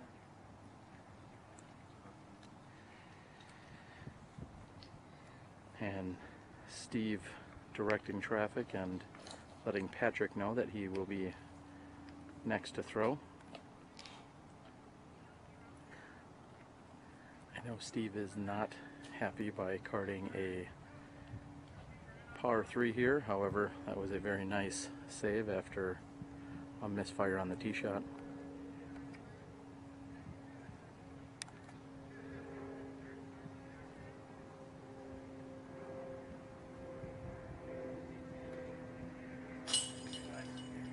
And your leader Patrick Brown makes good on his birdie opportunity.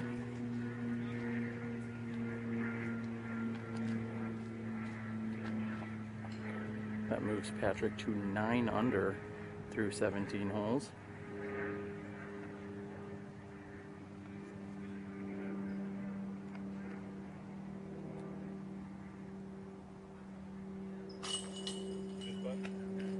And Max also making good. So 3 of our 4 competitors taking birdie 2s. Steve Rico with a very impressive putt, however, for par 3. You're watching the 2014 San Diego Open. We're through 17 holes here at the Kit Carson Super Layout.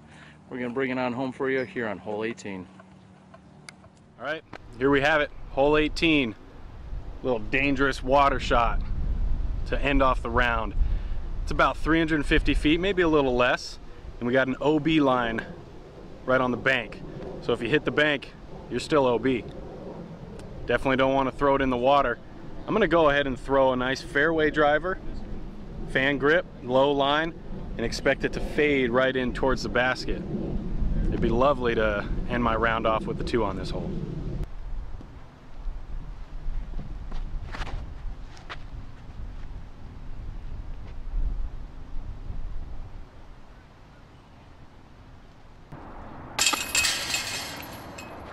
All right, there you have it. It's Kit Carson Park out here in Escondido, California. Used rounds 1 and 3 of the 2014 San Diego Open. Hope you enjoy your coverage by SmashBoxxTV. Play with confidence.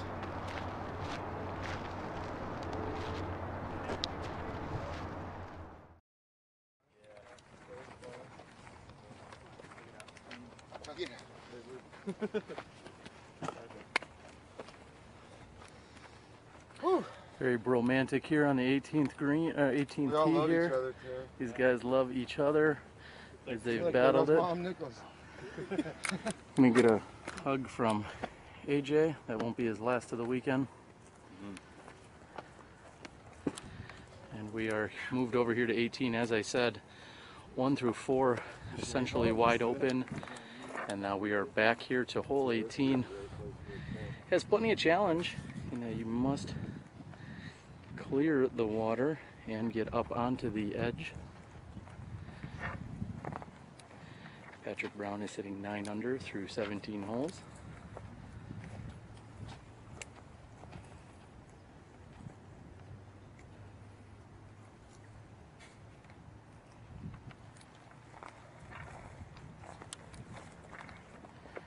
Patrick making his disc selection.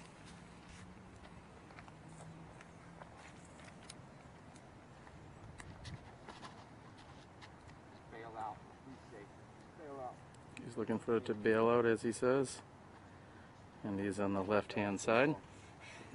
Players want to make sure that they do not give away any strokes by coming up short and going OB here.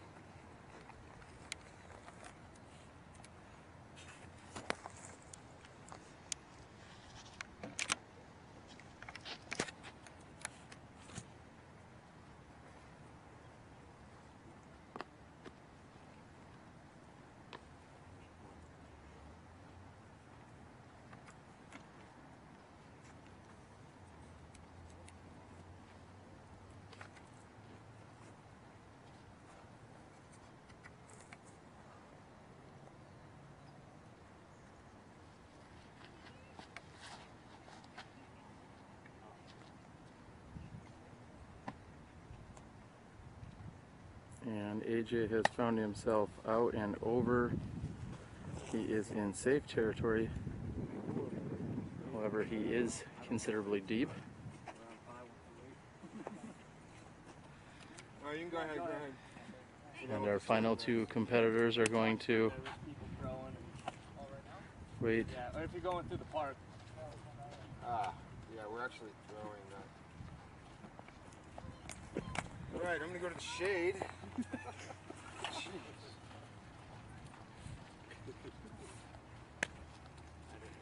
And as soon as our patrons walk through the left-hand side, I believe they will be ready to tee.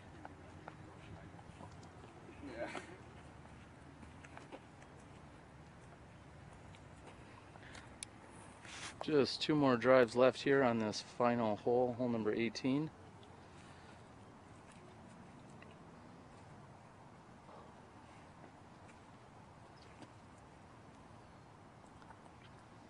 Again, we'd like to invite everyone to tune in this afternoon for our live coverage of the second round here at the 2014 San Diego Open. We'll be at the Brengle Terrace Disc Golf Course. Tomorrow morning on Sunday, September 7th, we will be here at Kit Carson for the Super Layout yet again, and then bring you the final 9 action shortly following that. All of us over here at SmashBox would like to thank you for joining us here today. Thank all of our broadcast sponsors and supporters, namely that of Legacy Discs and that guy right there, Steve, Rico, and the rest of the crew over at Legacy, Miles Parkhill at Paragon Disc Golf, Sandy Point Resort and Disc Golf Ranch, Keen Footwear, and Don Loper of Loper Financial Services. Thank you to everyone, as well as our live tweeting support and sponsor in the PDGA. Look for live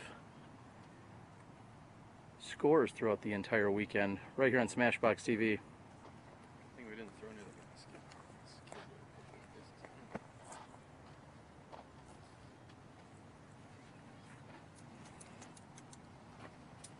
This afternoon we hope to give you some updates on the national tour that is taking part on the East Coast. I believe there is a Twitter feed and possibly live scoring taking place out there, so we'll try and bring you some of that action. And here we are with our final drive. Max Nichols on the tee.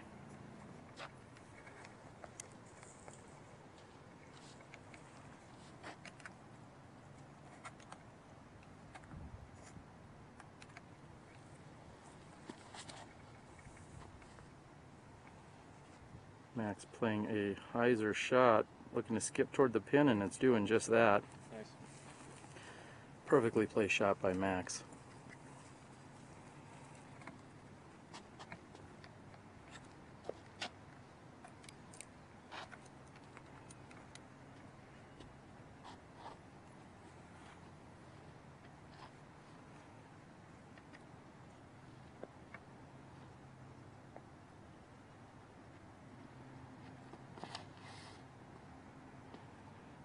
Steve Rico going very high and wide, comes in and checks up nicely with that high hyzer spike approach. We've got a little bit of a walk here over to the green of 18. You're watching SmashBox TV. We'll be back with you in a few moments.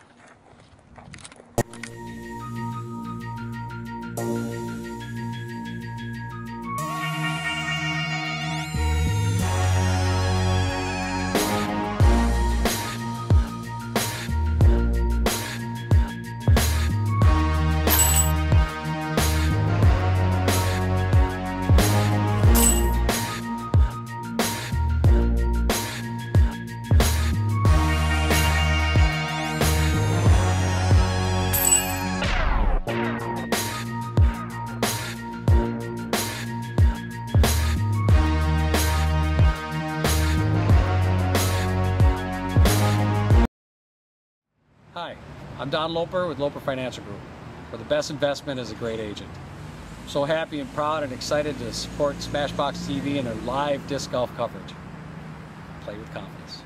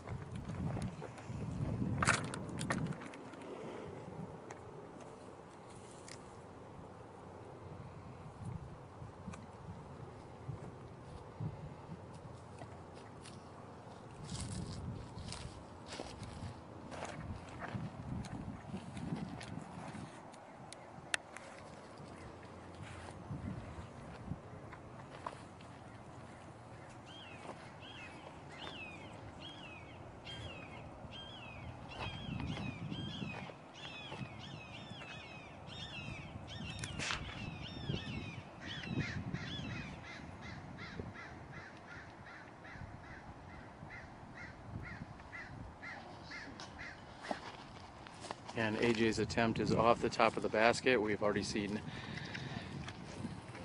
Patrick Brown approach to within a few feet of the basket. He's underneath it after being on the left-hand side.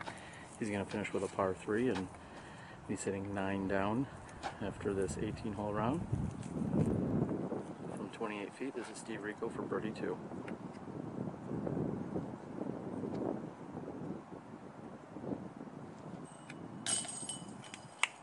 Steve makes good on the birdie 2, picking it up, birdieing most of the final few holes, all except for hole number 17. This is Max Nichols with less than 12 feet for his birdie 2.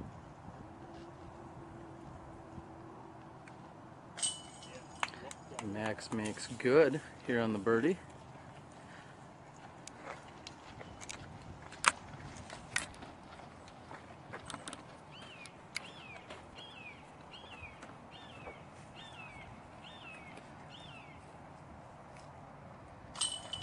And AJ will tap in, and as these players tap in, they're going to add up their scorecards, and then we're going to catch up with them in the shade in just a few moments to have a conversation with them.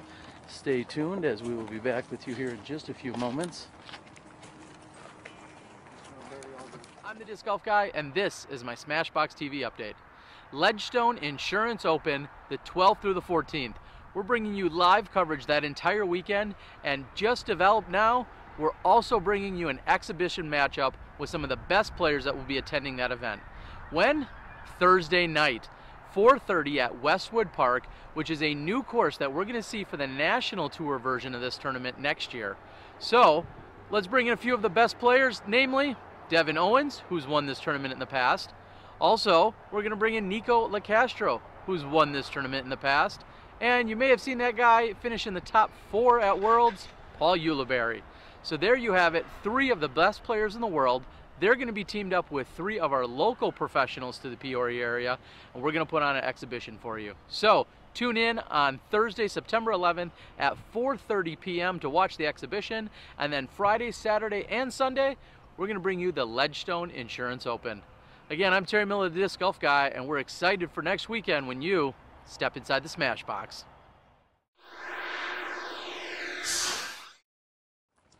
AJ, 1, 2, 3, 2, even, +1, +3, +4, +3, +2, 56.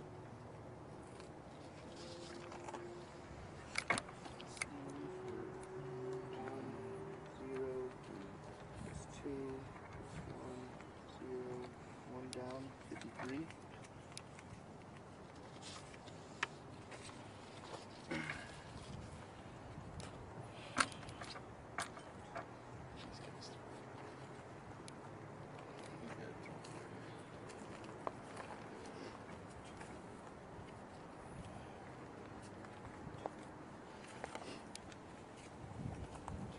As I said, in just a few moments after the players have added up their scorecards, we're going to round them up here in the shade and have a quick conversation.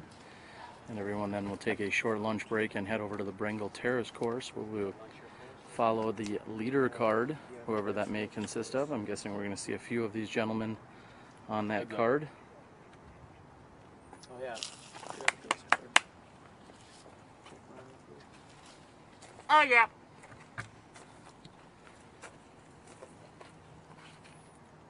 I believe that noise you just heard may have been AJ having some form of seizure or something.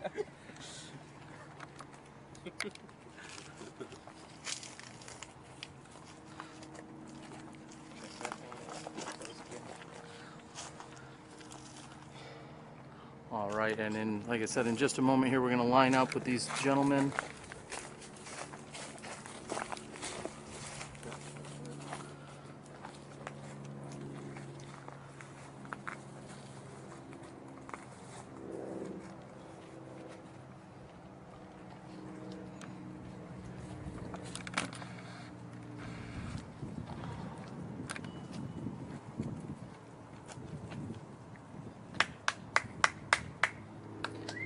There was, in fact, I believe, a ghost card which started immediately after these gentlemen started on hole number 1, so they're going to actually be playing here on hole 18. And in the meantime, I'm going to round them up and we are going to have a quick conversation with them before everyone heads off to lunch.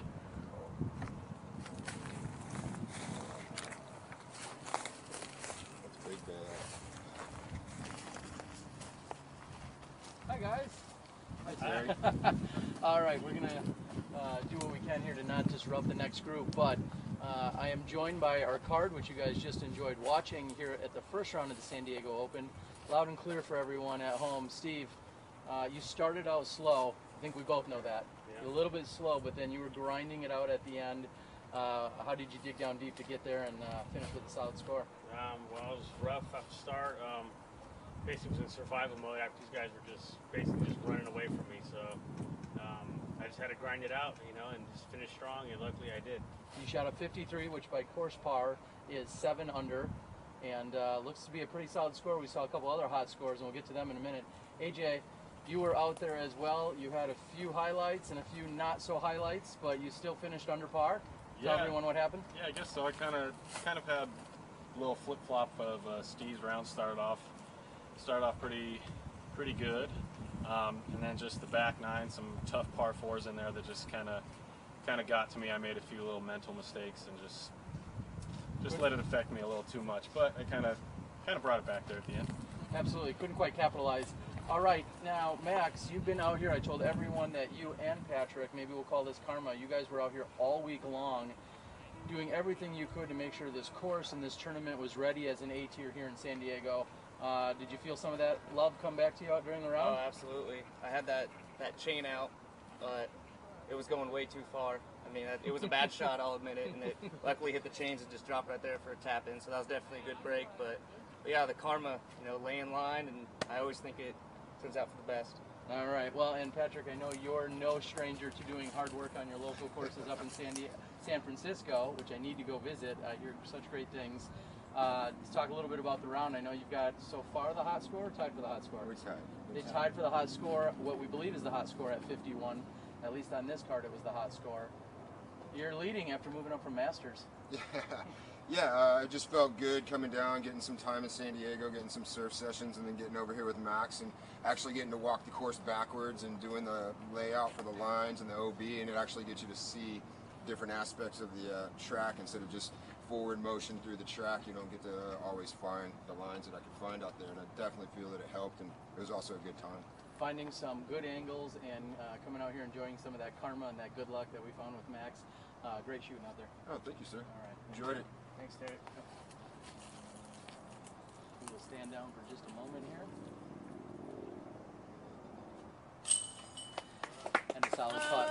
Right, well, there you have it, ladies and gentlemen. That is the first round here at the 2014 San Diego Open PDGA A tier put on by Kinetic Disc Golf. I'm out here with SmashBoxxTV, and of course, thanks in part to Legacy Disc for helping bring us out here so that we can provide you live coverage all weekend long. We're going to take a lunch break and we're going to move over to Brangle Terrace, where we're going to be bringing you 18 holes. Look for a new link and new information for that afternoon round. Again, I'm Terry Miller, the Disc Golf Guy. We're glad you're watching SmashBoxxTV. Hello everyone, we hope you're enjoying the show here on SmashBoxxTV. I'm Terry Miller, the Disc Golf Guy, and our show would not be possible without the amazing help and support and sponsors that we have. First and foremost this week, Legacy Disc.